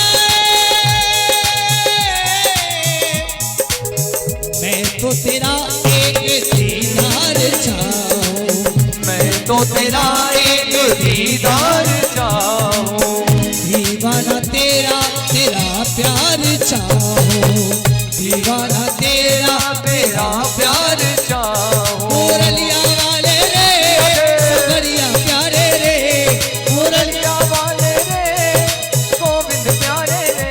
दोनों हाथ खड़े करके ओ मेरा दिल तुझ पे कुर्बान मुरलिया वाले रे, मेरा दिल तुझ पे कुर्बान मुरलिया वाले रे, मेरा दिल तुझ पे कुर्बान मुरलिया वाले रे, मेरा दिल तुझ पे कुर्बान मुरलिया वाले रे।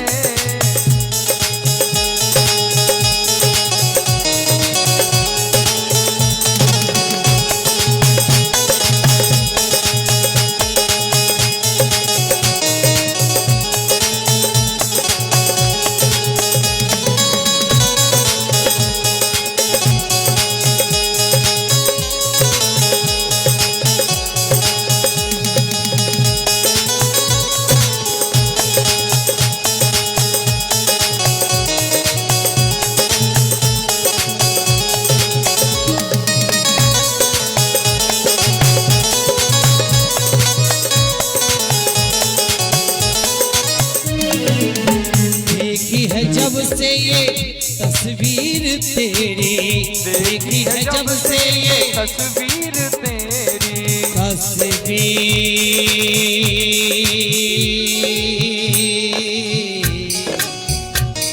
भक्त कहता है कन्हैया सबनम से क्या फूल खिले जब तक बरसात ना हो, सबनम से क्या फूल खिले जब तक बरसात ना हो, और तेरी तस्वीर से क्या दिल भरे जब तक मुलाकात ना हो।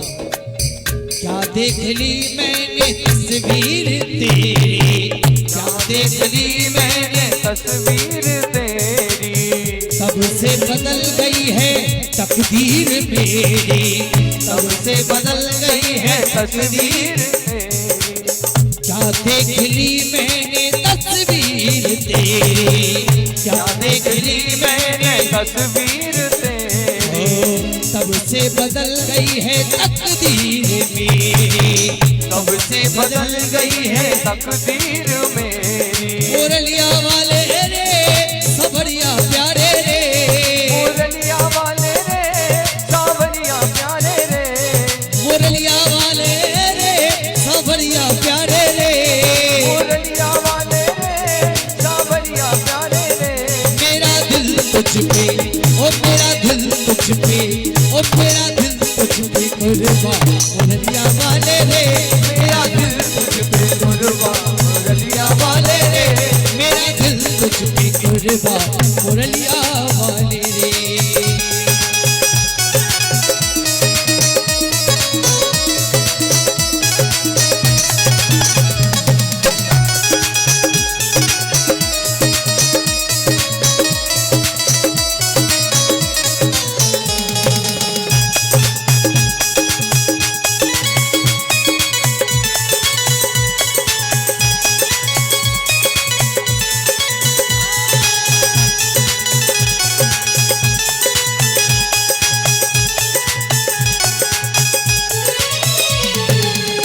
चाहे कुछ भी कहे जमाना, चाहे कुछ भी कहे जमाना, चाहे कुछ भी कहे ये जमाना, चाहे कुछ भी कहे ये जमाना, पागल हुआ एक तेरा दीवाना, पागल हुआ एक तेरा दीवाना, हाँ पागल हुआ एक तेरा दीवाना, पागल हुआ एक तेरा दीवाना। मुरलिया वाले रे सबरिया प्यारे रे, मुरलिया वाले रे सबरिया प्यारे रे।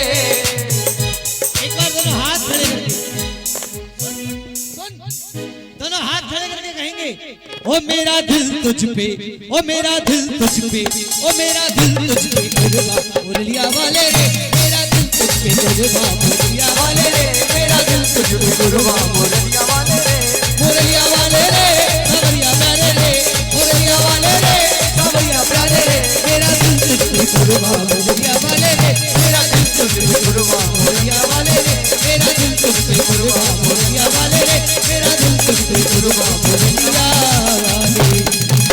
गुरबंशी मारे की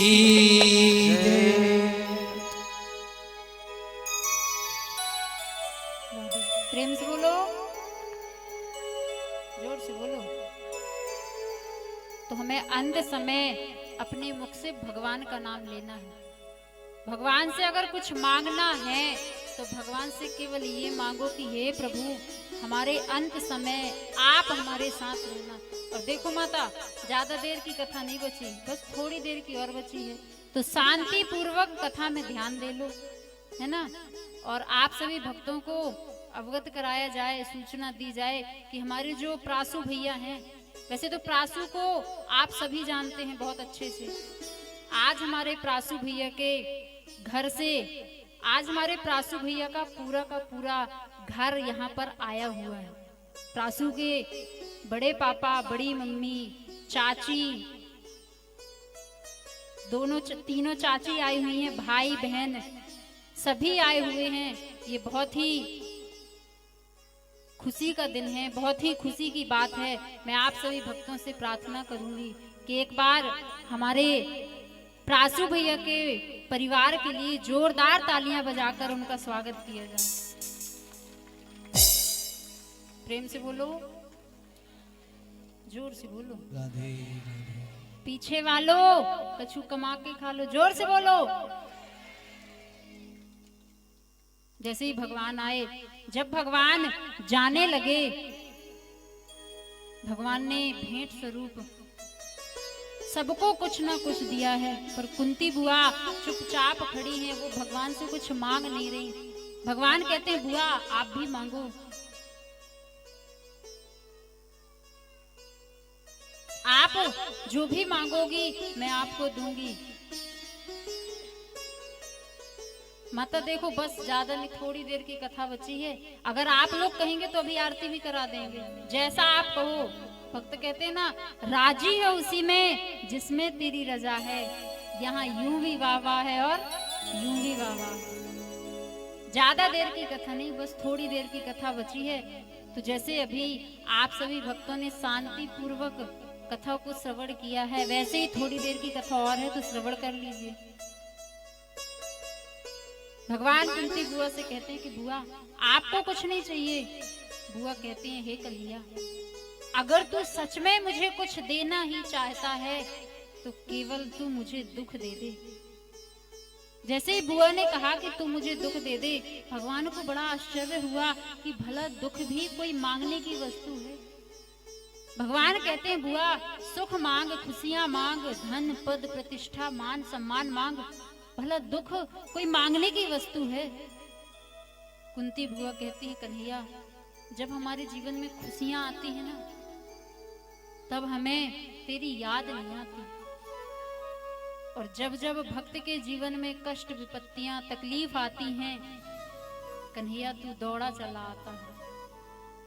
और मैं चाहती हूँ कि तू मेरे जीवन में केवल कष्ट विपत्तियां दुख तकलीफ ही दे, ताकि हमेशा तू मेरे पास तो रहे। भगवान तो भाव के भूखे हैं,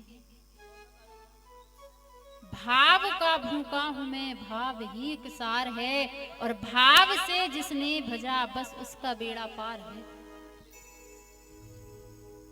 भगवान अपने धाम गए हैं, पांडव कुछ समय राजकाज संभालते हैं, उसके बाद सारा का सारा राजकाज राजा परीक्षित के हाथ में सौंपकर वन की ओर जाते हैं, और एक एक करके पांचों की पांचों पांडव अपना शरीर त्याग देते हैं, और पांचों की पांचों पांडवों की आत्मा भगवान में लीन हो जाती है।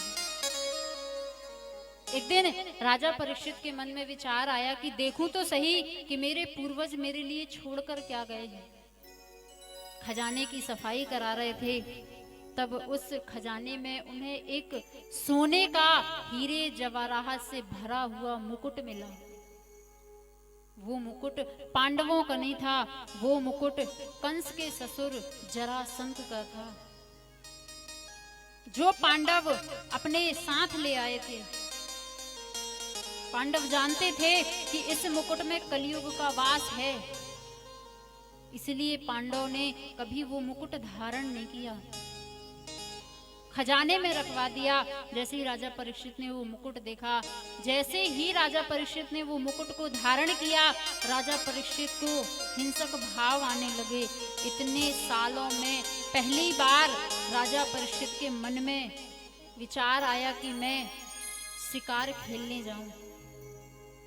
राजा परीक्षित शिकार खेलने अपने सैनिकों के साथ जाते हैं, और बीच मार्ग में देखते हैं कि एक शूद्र एक पैर के बैल को बहुत बुरी तरीके से पीट रहा था। जमीन पर अधमरी हालत में एक गाय माता पड़ी थी, तो बीच बीच में वो शूद्र पैर की ठोकर उस गाय माता को मारे। ये देखकर राजा परीक्षित को बड़ा क्रोध आया। राजा परीक्षित अपने रथ से उतरे, हाथ में तलवार ली और जाकर उस शूद्र को मारने वाले थे कि शूद्र राजा परीक्षित के पैरों में गिर गया। महाराज मुझे क्षमा कर दीजिए। बोले तुम कौन हो और मेरे राज्य में इतनी क्रूरता? उस शूद्र ने कहा महाराज मैं कलयुग हूं। बोले ये एक पैर का बैल, अरे बैल के तो 4 पैर होते हैं, पर इस बैल का केवल एक पैर है, 3 चरण और कहाँ हैं? कलयुग कहता है ये धर्म रूपी बैल है, जो कलयुग में केवल एक ही धर्म बचा है, वो भी है सिर्फ केवल दान का। कलयुग में धर्म के 3 चरण समाप्त हो चुके हैं, केवल एक ही धर्म बचा है, वो भी दान का। बोले ये गाय, इसे तुम बार बार पैर की ठोकर मार रहे हो। बोले ये गाय कोई और नहीं बल्कि पृथ्वी माता है, और कलयुग में पृथ्वी माता का यही हाल होना है। जैसे ही राजा परीक्षित ने उस कलयुग की बातें सुनी, राजा परीक्षित ने कहा कि तुम्हें जीवित रहने का कोई अधिकार नहीं है, तुम में लाख बुराइयां हैं, तुम्हें तो मर जाना चाहिए। कलयुग कहता है महाराज, मैं मानता हूं कि मुझ में लाख बुराइयां हैं, पर एक ऐसी अच्छाई मुझ में है जो किसी भी युग में नहीं है। बोले कौन सी? बोले कलयुग में केवल एक ही ऐसी अच्छाई है कि अगर जीव अपने मुख से भगवान का नाम ले तो उसका कल्याण हो सकता है। मानस कहती है ना, कलयुग केवल नाम आधारा, सुमिरे सुमिरे नर उतरहि पारा। और श्रीमद् भागवत कथा में भी कहा गया कि नाम संकीर्तनम यस्या सर्व पाप प्रणाशनम। केवल ये अच्छाई कलयुग में है कि जीव अगर अपने मुख से भगवान का नाम ले ले तो उसका कल्याण हो सकता है। राजा परीक्षित कहते हैं कि तुम मेरे राज्य में रहने लायक नहीं हो। अरे तुम वहां जाओ जहां लोग मांस मंदिरा का सेवन करते हैं, तुम वहां जाओ जहां पराई स्त्री के साथ संग होता है, तुम वहां जाओ जहां लोग जुआ खेलते हैं। कलयुग कहता है, मन में विचार करता है कि महाराज अरे ये सारे के सारे प्लॉट तो मैंने बहुत पहले ही बुक कर लिए, और देखिए जहां लोग शराब पीते हैं उस घर में कलयुग का वास है। जहां चोरी से धन आता है वहां कलयुग का वास है। जो पराई स्त्री के साथ संग करता है उनके घर में कलयुग का वास है। राजा परीक्षित की बातें सुनकर कलयुग कहता है, महाराज ये सारे के सारे जितने भी स्थान आपने मुझे दिए सारे के सारे अपवित्र स्थान हैं। मैं चाहता हूं कि आप मुझे कोई पवित्र स्थान दीजिए मेरे मन मुताबिक। बोले कौन सा स्थान चाहिए? कलयुग ने कहा मुझे स्वर्ण में स्थान चाहिए। राजा परीक्षित भूल चुके थे कि मैंने भी सोने का मुकुट धारण किया है। जैसे ही राजा परीक्षित ने कलयुग को स्वर्ण में स्थान दिया, झट से कलयुग आकर राजा परीक्षित के मुकुट में सवार हो गया। राजा परीक्षित को बहुत हिंसक भाव आए। जोरों शोरों से राजा परीक्षित शिकार खेलते हैं, और शिकार खेलते खेलते राजा परीक्षित समीक ऋषि की कुटिया में जाते हैं। समीक ऋषि भगवान का भजन कर रहे थे। राजा परीक्षित के सर पर तो कलयुग का वास है, कलयुग सवार है। राजा परीक्षित समीक ऋषि से कहते हैं कि मुझे प्यास लगी है, मेरा कंठ सूख रहा है, मुझे जल पिलाओ, मुझे जल पिलाओ। और समीक ऋषि तो भगवान का भजन कर रहे थे, तपस्या में लीन थे। राजा परीक्षित को क्रोध आया। क्रोध में आकर राजा परीक्षित ने कहा, किस संत के सामने इतना बड़ा राजा खड़ा है, ये मेरा स्वागत आओ भगत नहीं कर रहा है। अरे मुझे प्यास लगी है, मुझे जल नहीं पिला रहा है। राजा परीक्षित को क्रोध आया। उसी कुटिया में एक तक्षक नाम का मरा हुआ सर्प पड़ा था। राजा परीक्षित ने वो सर्प उठाया, समीक ऋषि के गले में डाल दिया। ये सारा का सारा दृश्य समीक ऋषि के पुत्र श्रृंगी ऋषि के शिष्य ने देख लिया। जैसे ही श्रृंगी ऋषि आए, उन्होंने कहा, आपके पिता का एक राजा ने अपमान किया है। दिखने में तो लग रहा था कि वो कोई बहुत बड़ा राजा है। श्रृंगी ऋषि को बड़ा क्रोध आया। क्रोध में आकर हाथ में जल लिया, मंत्र से अभिमंत्रित किया और झट से श्राप दे दिया कि जिस सर्प से तूने मेरे पिता का अपमान किया है, जा मैं तुझे श्राप देता हूँ कि आज से ठीक 7 दिनों के बाद उसी सर्प के स्पर्श मात्र से तेरी मृत्यु हो जाए। जैसे समीक ऋषि समाधि से उठे, देखा कि मेरा पुत्र श्रृंगी रो रहा है। उन्होंने पूछा, पुत्र क्या हुआ? बोले, पिताजी एक राजा ने आपका अपमान किया है, पर मैंने आपके अपमान का बदला उसे श्राप देकर ले लिया है। आज से ठीक 7 दिनों के बाद उस राजा की मृत्यु हो जाएगी। जिस सर्प से उसने आपका अपमान किया है, उसी सर्प के स्पर्श मात्र से। श्रृंगी ऋषि ने विचार किया कि आखिरकार वो राजा कौन है, देखूं तो सही। जैसे ही उन्होंने नेत्र बंद किए, उनके सामने राजा परीक्षित आए। वो जानते थे कि राजा परीक्षित ऐसे नहीं है। और देखिए, 7 दिन के मरने का श्राप केवल राजा परीक्षित को नहीं लगा, 7 दिनों के बाद मरने का श्राप आपको और हमें भी लगा है।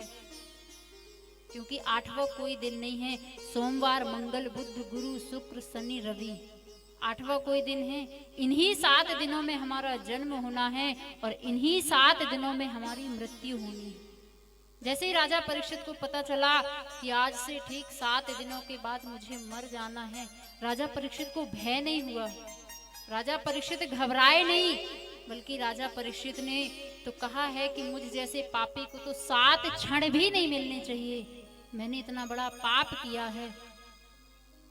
अरे ये तो प्रभु की बहुत बड़ी कृपा है कि मुझे 7 दिन मिले हैं।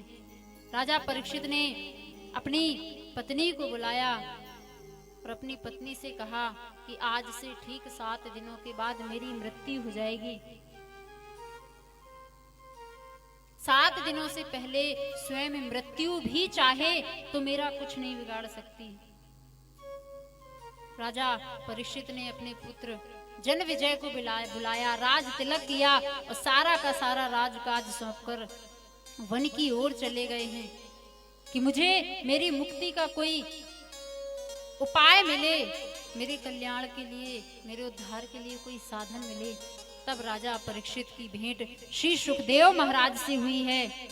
श्री सुखदेव महाराज को कोई श्रोता चाहिए और राजा परीक्षित को कोई वक्ता चाहिए।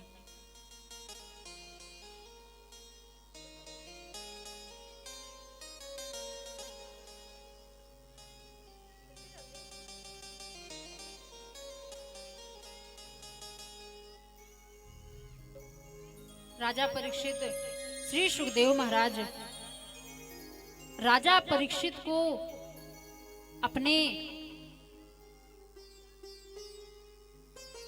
श्री सुखदेव महाराज राजा परीक्षित को श्रीमद् भागवत कथा श्रवण कराने के लिए तैयार हुए, क्योंकि वो जानते थे कि राजा परीक्षित भगवान के छोटे भाई हैं। क्योंकि भगवान उत्तरा के गर्भ में गए थे और एक माँ के गर्भ से जो बालक पहले बाहर आता है वो बड़ा पुत्र, जो बाद में आए वो छोटा पुत्र। भगवान उत्तरा के गर्भ में गए और सबसे पहले सुदर्शन चक्र बनाकर जब भगवान उत्तरा के गर्भ के बाहर आए, उसके बाद राजा परीक्षित गर्भ से बाहर आए। और देखिए, आज की कथा का समय पूर्ण है। कल की कथा में भगवान कन्हैया के जन्मोत्सव की कथा आएगी। तो हमारे जो जजमान हैं वो तो भगवान की नानी है ही, है ना। आप लोग भी यही समझिएगा कि ये आपका निगवानी नहीं है, बल्कि श्रीधाम वृंदावन है। तो बड़ी ही सुंदर झांकी के कल आप सभी भक्तों को दर्शन कराए जाएंगे। और हो सके तो आप सभी भक्त कल पीले कलर के कपड़े पहनकर आइएगा। कल भगवान के जन्मोत्सव की कथा है और कहते हैं कि जब भी हम गुरु के यहाँ, मित्र के यहाँ या भगवान के मंदिर में जाएं, कथा सुनने जाएं, तो कभी हमें खाली हाथ नहीं जाना चाहिए। कहने का भाव कि हर एक व्यक्ति के घर में तुलसी तो होगी। आप सब जानते हैं कि भगवान को तुलसी बड़ी प्रिय है। भगवान के लिए तुलसी का माला ले आया करो, फूल ले आया करो, कुछ ना कुछ भगवान को भेंट स्वरूप चढ़ाने के लिए जरूर लेकर आओ। कहते हैं कि कुछ लेकर आओगे तो ही कुछ लेकर जाओगे। कल समझिएगा कि आपका निगवानी गांव नहीं है, बल्कि श्रीधाम वृंदावन है। और कल आपको भगवान की बुआ बनना है, भगवान की मौसी भी बनना है। और मौसी कौन सी? पूतना मौसी नहीं बननी। नहीं, अगर पूतना मौसी बन भी जाओगे ना तो सीधा बैकुंठ मिलेगा, है ना। तो इसमें पूतना बनने में भी कोई नुकसान नहीं है आपका। तो आइए आज की कथा को यहीं विश्राम देंगे। कल की कथा 5 बजे से 8 बजे तक, और एक छोटे से, जब तक हमारे पंडित जी आरती की तैयारी कर रहे हैं, एक छोटे से भजन के माध्यम से हम सभी भक्त वृंदावन चलेंगे। बोलो बाकी बिहारी लाल की जय। ओ मोटी मोटी नींद के तू है मीठे मीठे बैनन के तू सावरी सलानी सूरत के तू है प्यारी प्यारी मूरत के तू सावरी सलोनी सूरत के तू है प्यारी प्यारी मूरत के तू। ओ बाके बिहारी कचरारे मोटे मोटे तेरे नैन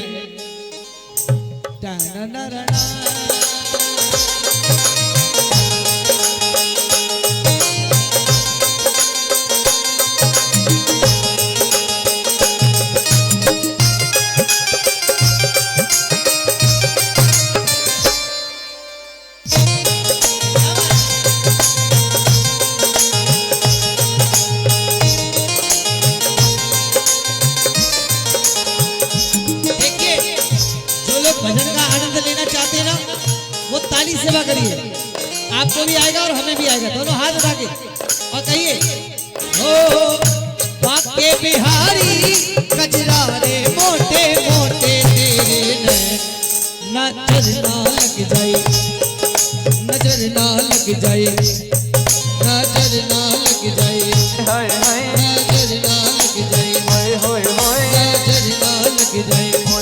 हो बाके बिहारी कचरारे मोटे मोटे तेरे नजर ना लग जाए, नजर ना लग जाए, नजर ना लग जाए।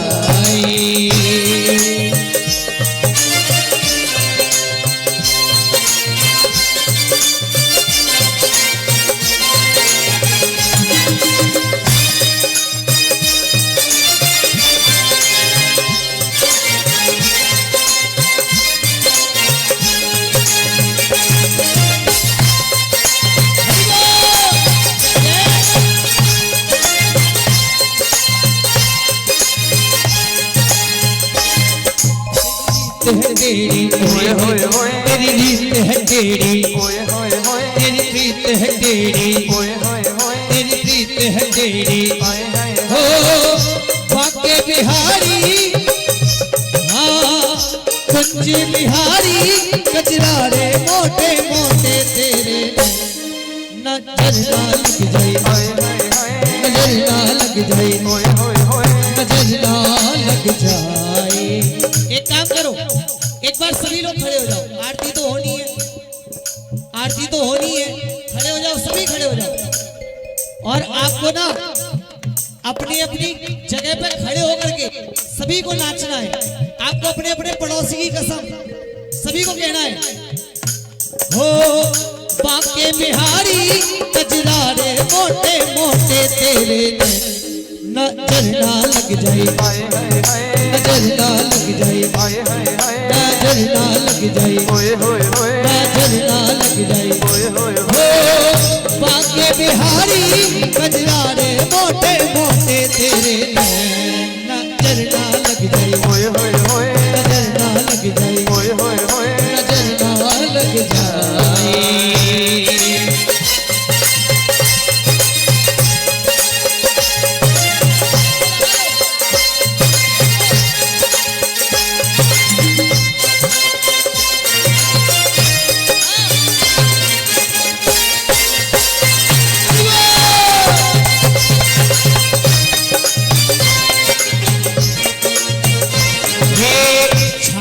तिलक सब छीनी मुझसे नैना मिलाएंगे, तिलक सब छीनी रे मुझे नैना मिलाएंगे।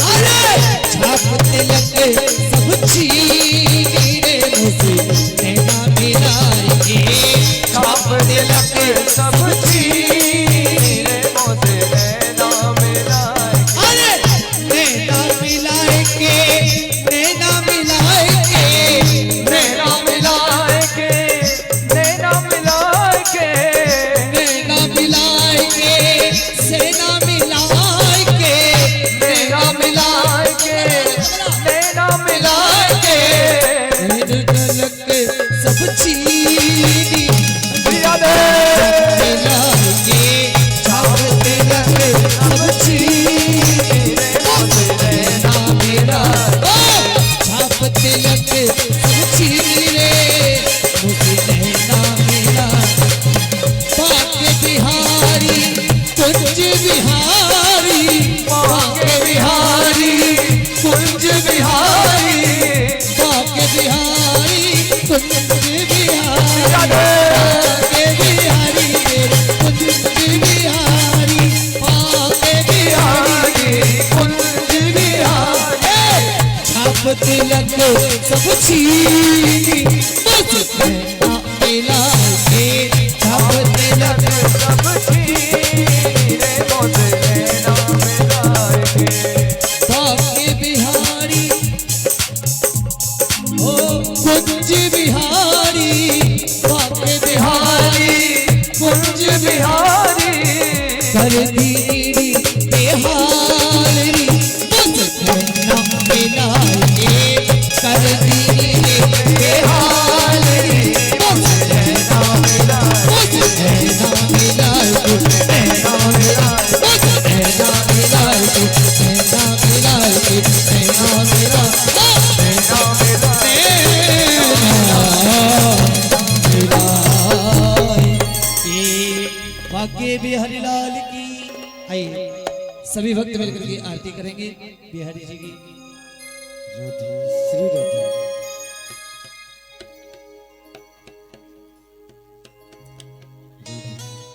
हरि ओम मां चंद्रमा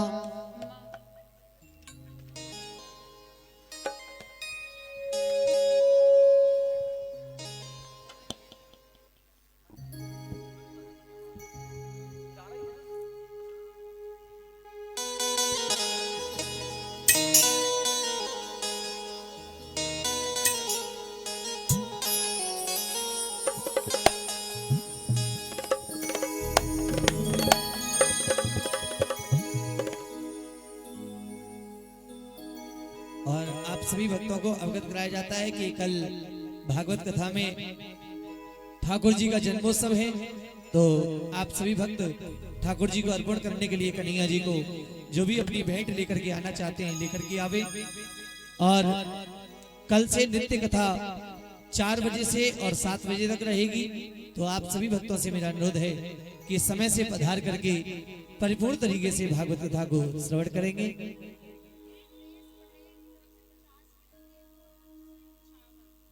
और सुरेश पटेल जी की तरफ से भागवत कथा में 50 किलो गेहूं दान और 25 किलो चावल का दान हुआ। एक बार जोरदार तालियों का स्वागत करेंगे। 501 रुपए की भेंट राशि गुप्त दान प्राप्त हुई है। एक बार जोरदार तालियों का स्वागत। बहुत बहुत धन्यवाद, बहुत बहुत साधुवाद। राधा रानी कृपा बनाए रखे, धन धान से भरपूर रखे, बोले बाके बिहारी लाल की। और साथ ही जो भी भक्त इस भागवत कथा में अपना अमूल्य सहयोग, अपना योगदान करना चाहते हैं, वे भागवत कथा के मंच पर देकर के अपनी रसीद प्राप्त कर सकते हैं। हरे ओम मां चंद्रमा मनसो जातक्षगछो सूर्यो आजायत सोत्तराद्वायुश्च परा ह्रश्च मोखा दग्निराजायत। मन में बसा के तेरी मूर्ति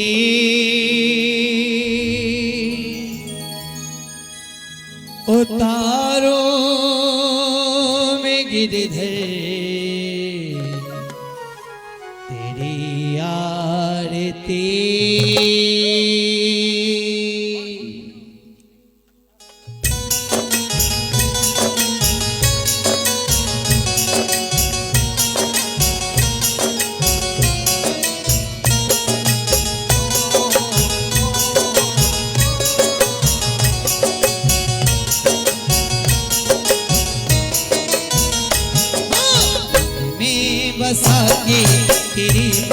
मूर्ति, उतारो मैं गिरधर तेरी आरती। मन में बसा कर तेरी मूर्ति, उतारूं मैं गिरधर तेरी आरती। हो तेरी आरती, हो तेरी आरती, तेरी आरती, हो तेरी आरती, तेरी आरती हो तेरी आरती, तेरी आरती हो तेरी आरती। में बसा के तेरी मूर्ति, उतारो मैं गिरधर तेरी आरती। मन में बसा कर तेरी मूर्ति, उतारूं मैं गिरधर तेरी आरती।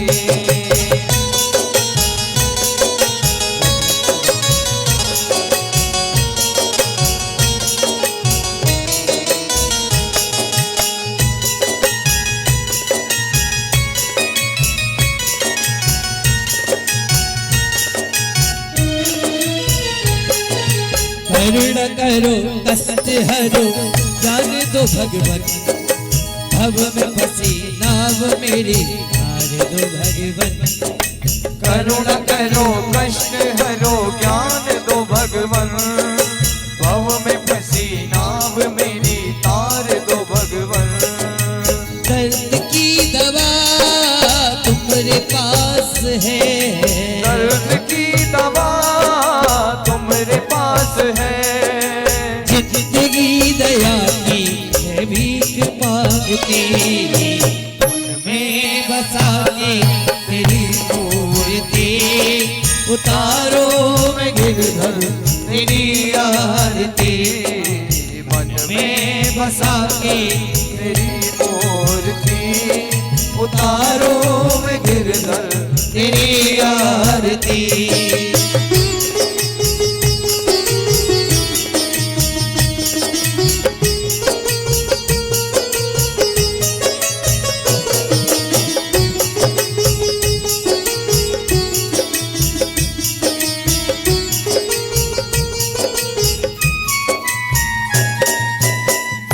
तुझसे मांग तुझसे, मांग तुझसे क्या मैं यही सोचूं भगवन। जिंदगी जब नाम तेरे कर दे अर्पण। मांगो तुझसे क्या मैं यही सोचूं भगवन। जिंदगी जब नाम तेरे कर दी अर्पण। मांग तुझसे क्या मैं यही सोचूं भगवन। जिंदगी जब नाम तेरे कर दे अर्पण। हाँ मांगो तुझसे क्या मैं यही सोचूं भगवन। जिंदगी जब नाम तेरे कर दी अर्पण। सब कुछ तेरा जी, कुछ नहीं मेरा जी। सब कुछ तेरा, कुछ नहीं मेरा। सब कुछ तेरा जी, कुछ नहीं मेरा जी। सब कुछ तेरा जी, कुछ नहीं मेरा जी। चुनता है तुझको रब संसार के। मैं बसा के तेरी मूर्ति, उतारो मैं गिरधर तेरी आरती। मन में बसा कर तेरी मूर्ति, उतारूं मैं गिरधर तेरी आरती।